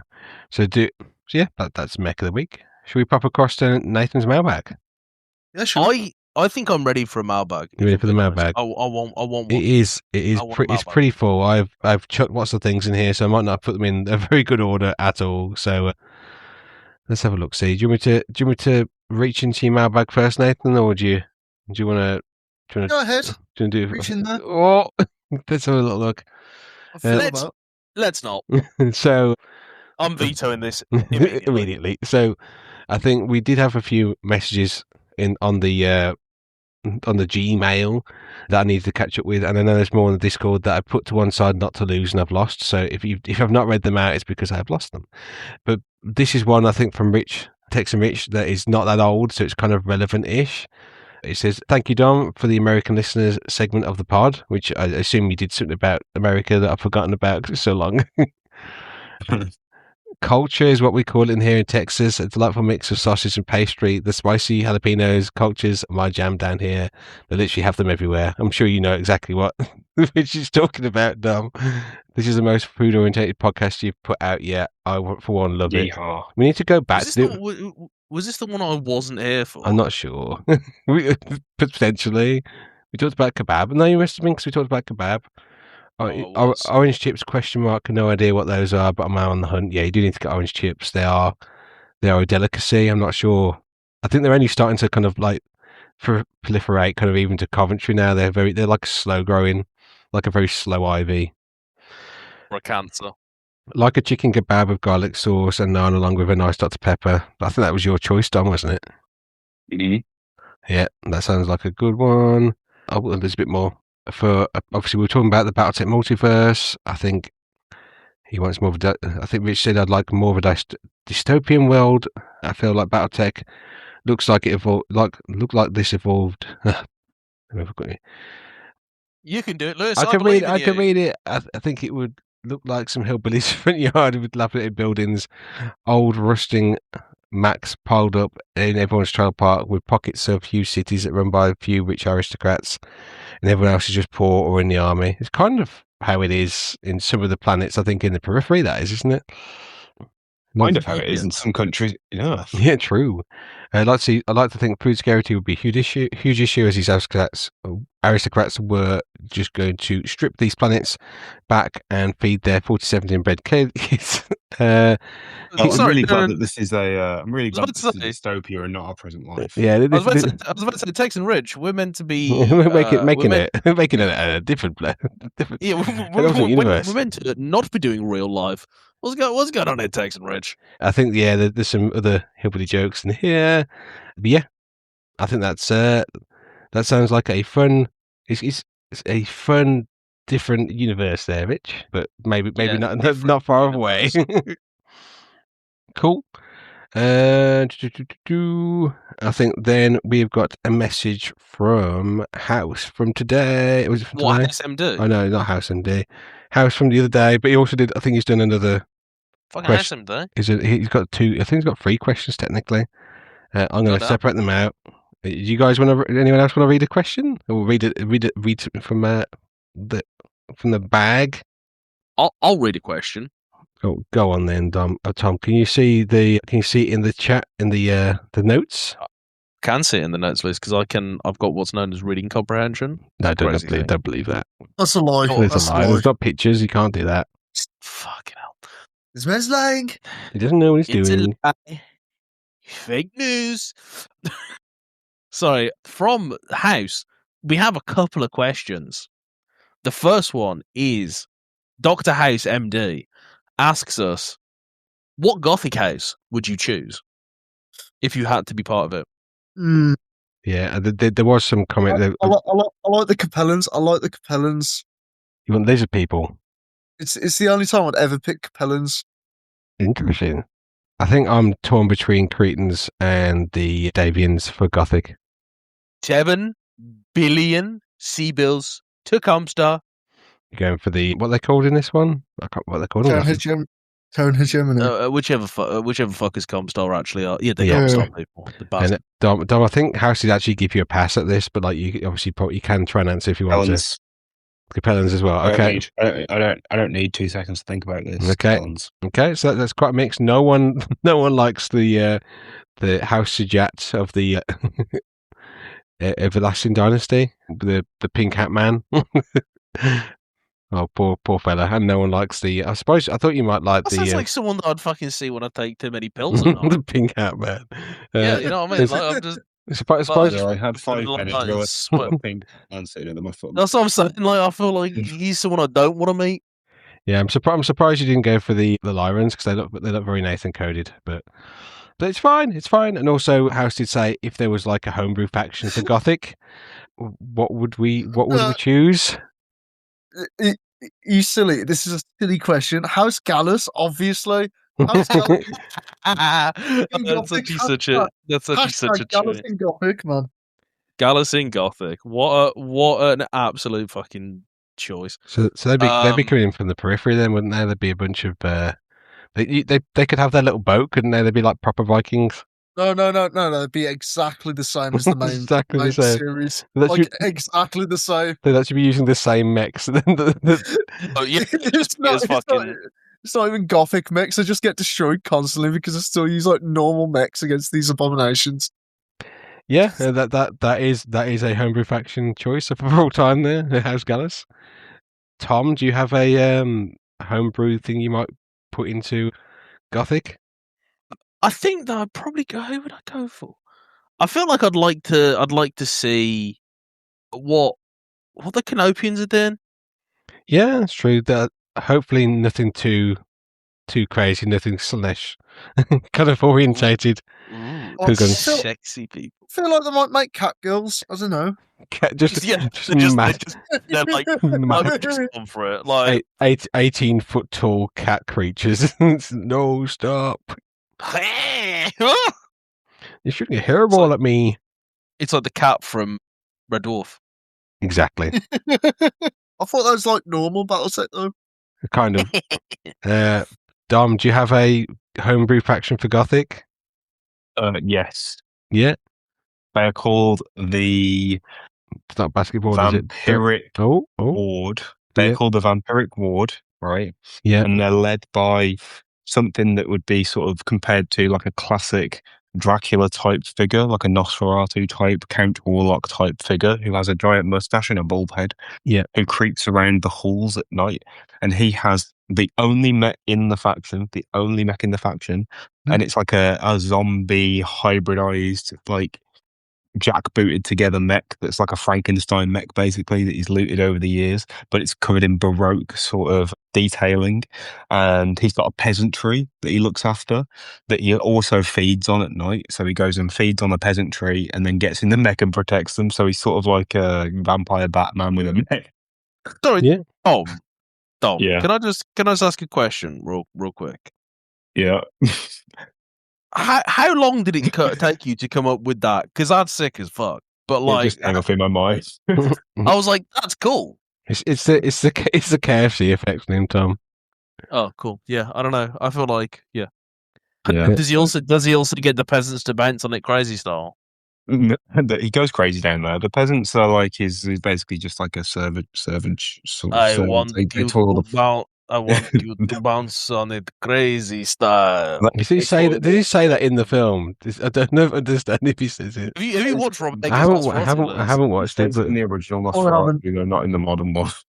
Yeah, you gotta watch the director's cut where Robert Eggers gets the real sexy scene where he's like, "I need you to bounce on it crazy style. Throw it back from me, Lily Rose Depp." I'm sure that definitely happened. Yeah, he got cut out because it was just a bit awkward. Robert Eggers was saying it rather than what's his name? Which Skarsgård was it? Was it Bill Skarsgård? Motherfucking Skarsgård. But yeah, so Dom's got his Nosferatu vampire mech faction. And I personally liked some of the homebrew clan mech forces that people have done for Gothic, where they've come back and they're like properly messed up, like flesh creatures or abominations or something that shouldn't have come back. Like rather than a bunch of genetically modified crazy boys, they've come back as something that shouldn't come back from beyond the stars, kind of thing. I think it'd be funny if they just came back and they were just like normal. Yeah, just like completely standard. They actually they actually did what they were going to do, which was try and make the SLDF out in space, and they come back being like, "We're back, boys!" And it's like like the thing from it's like the meme from Community where everything's on fire. Donald Glover comes back with the pizzas. Yeah, so that's some pretty cool. I didn't think that'd be. Yeah. So do you want to get the last question, Tom? I stole the second question from you. I'm such a bad guy. Oh, what is your favorite classic era metal mech? Ooh. So I read this earlier. So for me, I quite like the metal Orions. I quite like especially they've got crazy arms as well. Some of them got some crazy arms. I don't know why I like it. I kind of like their little crazy arms. Dom, apparently you chose did you decide which mech you were going for in the end, or have you changed your mind again? I changed my mind. You don't want Jar Jar Binks mech? No, his name is the Vanquisher, and that's his full name. The Vanquisher. Yeah. Do you want the other mech you chose? Do you want the Hatamoto Chi, or have you got a different mech in mind? I want the Hatamoto Chi. The Hatamoto Chi in metal is really cool. Yeah, cool. Cool. So that's Dom's, not the Vanquisher, the Hatamoto Chi. Tom, do you have a preference on it? I do, and I feel like the answer is the Clint.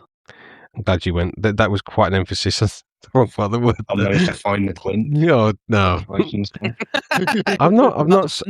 It wasn't. No, it was me. It was trying to think hard about what my favorite old mechs are, and I think it's the Clint. And I think I like the old Clint so much because the new one is just the same. Yeah, actually, I think you've played. And I think it just makes me really just like the old one. I think you played. We did that kind of infantry game, didn't we, with the Clint? I fucking love the Clint. It's so shit, but it's also like fine. It's not great. It just it is. Yeah, it's. But I think the metal one. Obviously, I've not really. I think I've seen yours, but not really thought about it. But it's pretty cool mech. Oh, also, if you put in BattleTech Clint onto Google, my Clint comes up as number 5. Yay! Your Clint. My Clint. I feel like this sounds like an innuendo, but it's genuinely not. Generally is there. It's Lucy's talking about his Clint. Yeah, I'm guessing not many people put up pictures of their Clints. Yeah, well, mine's still painted. Oh, I can see mine from here. Mine's painted in its beautiful Irian technology scheme. But can you see yours on Google though, Tom? Anyway, so yes, Tom, that is like you, Lewis. I don't search for the vanity. I didn't know it was there, but it is a cool mech, and the metal model actually is really sick. I don't remember it being that cool. Not saying yours wasn't cool, but like it is cooler than I remember. That's fair, Lewis. Fuck you too. That's not really what my favourite classic like metal mech would be. It's gonna be the Turkina in metal. Like, it's the Turkina. Don't even lie. Well, no, because it's the classic era, so it has to be like the good old third like Succession War. Come on. I think you can. I think you squeeze it. Unseen Marauder. Unseen. So you want the? I guess that was metal. I believe that was metal, wasn't it? Yeah. That is. Yeah. I don't know whether the Unseen Marauder was ever made. No. I feel like the Unseen Marauder is a Project Phoenix job. Okay, let me do some snoopingus. Let's have a look at a BattleTech Marauder metal. See what pops up. So I just put Unseen Marauder and it just comes up with a picture of a bloke who looks like Yogi Klopp. No, there was. I think some of them might be kind of. Or there was a very old Marauder. Either way, it's like, no, yeah. Well, okay, cool. Basically, I'm happy. If there was an Unseen Marauder, in metal, that is the one Nathan thinks is the coolest. And if there wasn't, it deserved it. What? Yeah, exactly. Cool. In the pod shot, there it is, torn apart into pieces. He's taken to pieces. Pieces, you say. So yes. My life into pieces. And this is my last Maraud. And then this is my Marauder. Nathan, do you want to talk about the next thing that's inside your sack? I can see it poking out, and you could even eat this next bit. Fucking hell. Okay, you pick me for the food question. So one of our listeners' wives decided to make some cool Warhammer, not the mech, themed cookies, and he decided to share them with us. Very cool. They're very nice, making me very hungry. Listener, it's the Zot. Yeah, we like. I don't know if I've seen them. They're cool. They're really cool. You know what? Your wife did a really good. Angels, the Orcs. What's the middle one? I think it's. I don't know if it's Blood Angels related or Space Marine related. And there's salamanders at the top, which are really cool. I think I'll have to ask that if we can post the image, which I'm sure you wouldn't mind. But they look really cool, and I wanted to show everyone. Yeah, your wife's very talented. Yeah, they are. Yeah. They're cool. It's a shame that we can't eat them. But yeah, please don't try and send these across the UK. As much as we'd love to accept them, I think they'd probably be a bit bad by the time we got them. Yeah, and also Tom won't be able to stick them to his box. We would be able to, just probably wouldn't last very long. Anything's possible. Yes. Anyway, they are cool, and hopefully I can get a picture up on the Instagrams if I'm allowed. But I'll find out. Probably should have found that out before talking about it. Anyway, and then last question. I suppose Dom can't read it because he's not even looking at the notes. So, Nathan, do you want to read this one? Because, like, you feel bad. So, this is from UAE John, and he says, what one BS rule would the Hexperts get rid of from Classic? Okay, I actually know what I would get rid of from Classic or change from Classic. Really? Yeah. Go on, then. I think that when you fall, it would be cooler if you fell into other hexes, because, like, it would be sick. And I know the idea is that the hexes are they 50 or 30 foot across, like the mechs aren't actually. it'd be like if they had like a comedy fall to actually fall out of a hex. They fall like they're falling in an action movie. Yeah, whoa, that kind of thing. For the actual kind of, they're fucking Wilhelm scream and like jump off to the side. Yeah, pretty much that. That if you use the actual kind of space the kind of hex is supposed to represent, it would be strange that they'd move out of the hex. But I think if you kind of went actually the hexes are in scale with the mechs, I think it would be cool if they would fall out of the hex, because I think some situations having mechs fall off hills and buildings and stuff like that would be really funny. Might be something we could like homebrew just to try out. Although I'm sure it would cause so many problems. I think I heard, for stacking and stuff. Yeah, I heard about it. I think one of the guys from the BattleTech podcast, I think they may have mentioned that at one point they let mechs move when they fell, which I think it still sounds cool. I don't know. We've something to look into because it's not like mechs don't move, like if they get pushed or displaced. But I think it'd be cool. But yeah, anyone else got any cool rules they might want to that they don't like and they want to change? One wasn't really a BS rule, but it's cool. One rule that has actually come out recently that I'd love to change is bring back the unlimited cap for explosions. Do we? Get rid of this whole, it can do maximum 20 damage to a torso. No!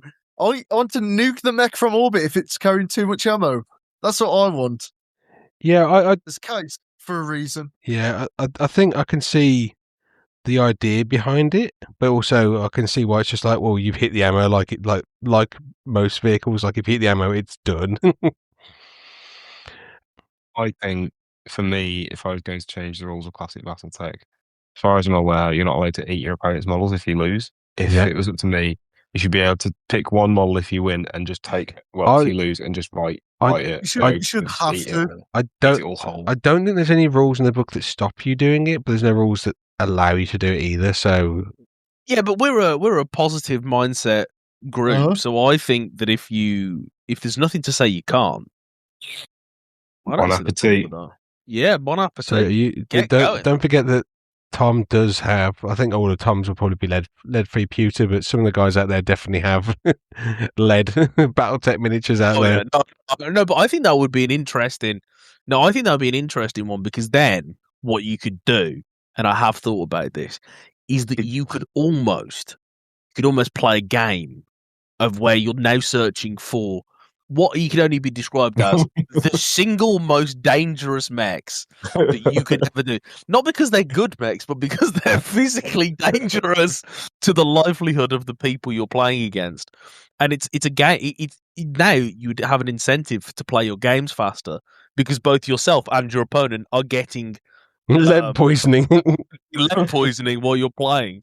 So you say it's like it could be some sort of is it cake episode, but you've got this this cakey mech and then an actual lead mech. It's like I wonder which one is lead. Okay, you know what? I'm actually fully game for this now. No, yeah, my idea. I was just kidding with my idea, but I think is it cake and you've got a bunch of mechs.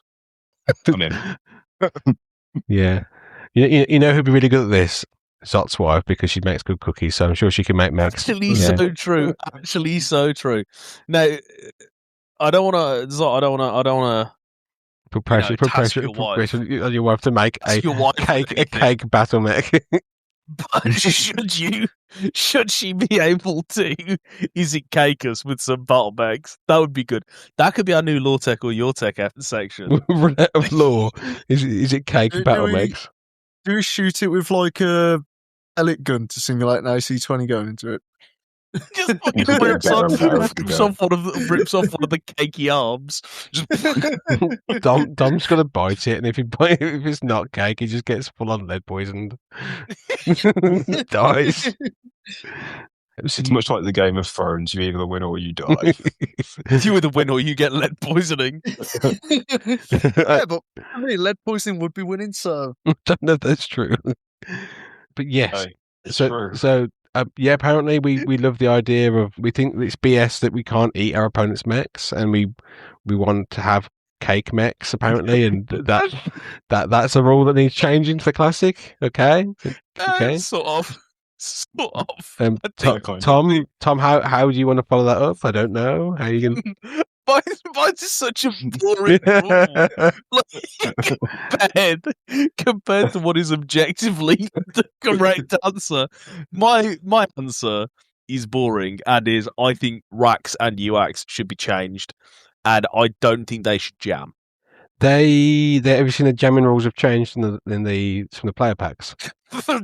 Clearly not. No, since I brought this up. No, they still jam, but that you can unjam UACs and no. Do you want me to tell you why I don't think they should jam at all? Why? Hags exist. Yeah, like hags exist. LRMs exist.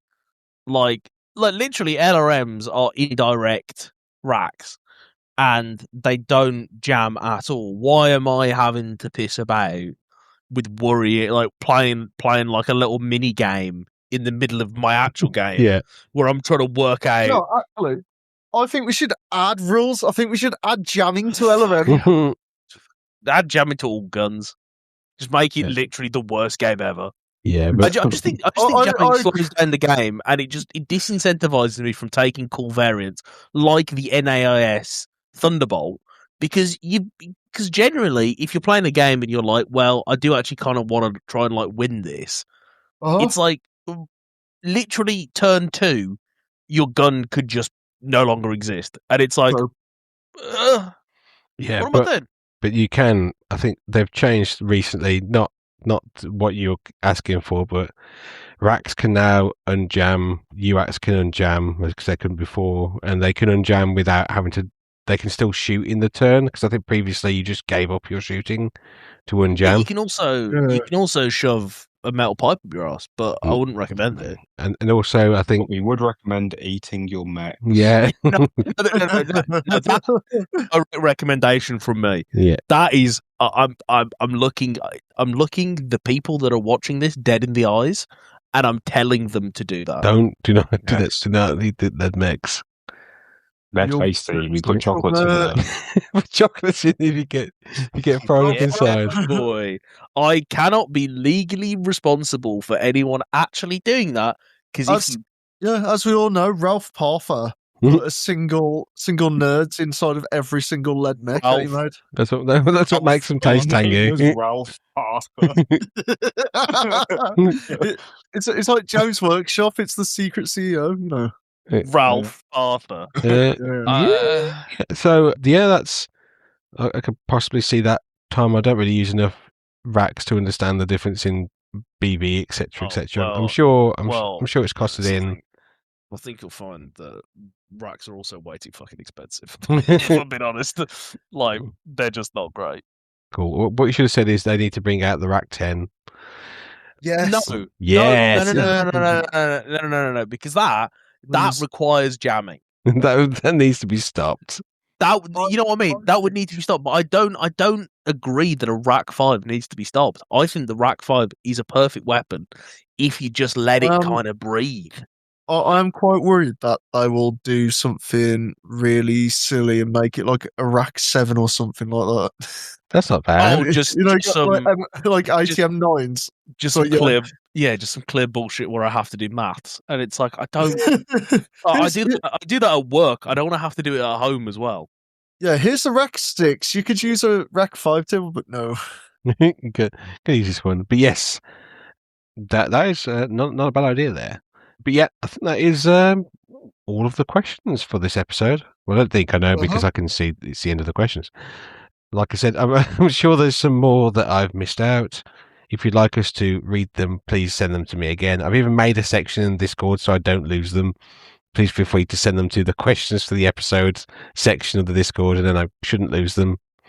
Feel free to verbally abuse us. Yeah, also you can obviously email us them as well, and I should get to them when I go back through all the emails.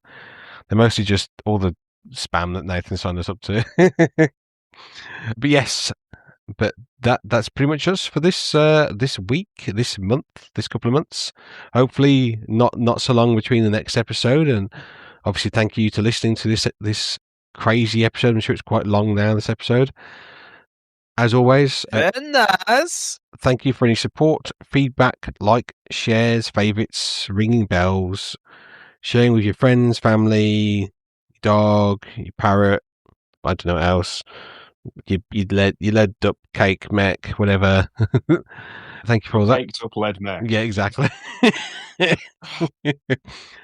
Oh dear. If you want to get in touch with us, obviously feel free to email us, use Discords, whatever methods you feel you want to use. They're all listed below. And if you feel like giving us money, we've got a Ko-fi. We probably need a Patreon. All the cool people have Patreon. Maybe we need one of those. Don't. We need to get. Don't. No, this is a public service announcement. Please don't. Please don't. What? Give us money.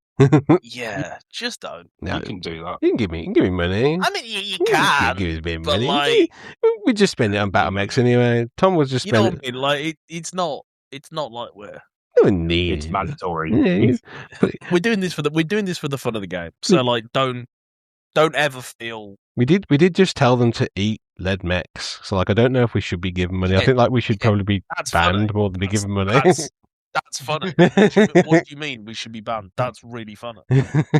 Well, I think next episode we might talk about Snowblind or maybe the playtest rules. We should probably do them at some point properly. But yeah, anything else to say before we head out, guys? No. Cool. Have a good week. Have a Merry Christmas and a Happy New Year. Yeah, we're a bit late for that one. Damn it.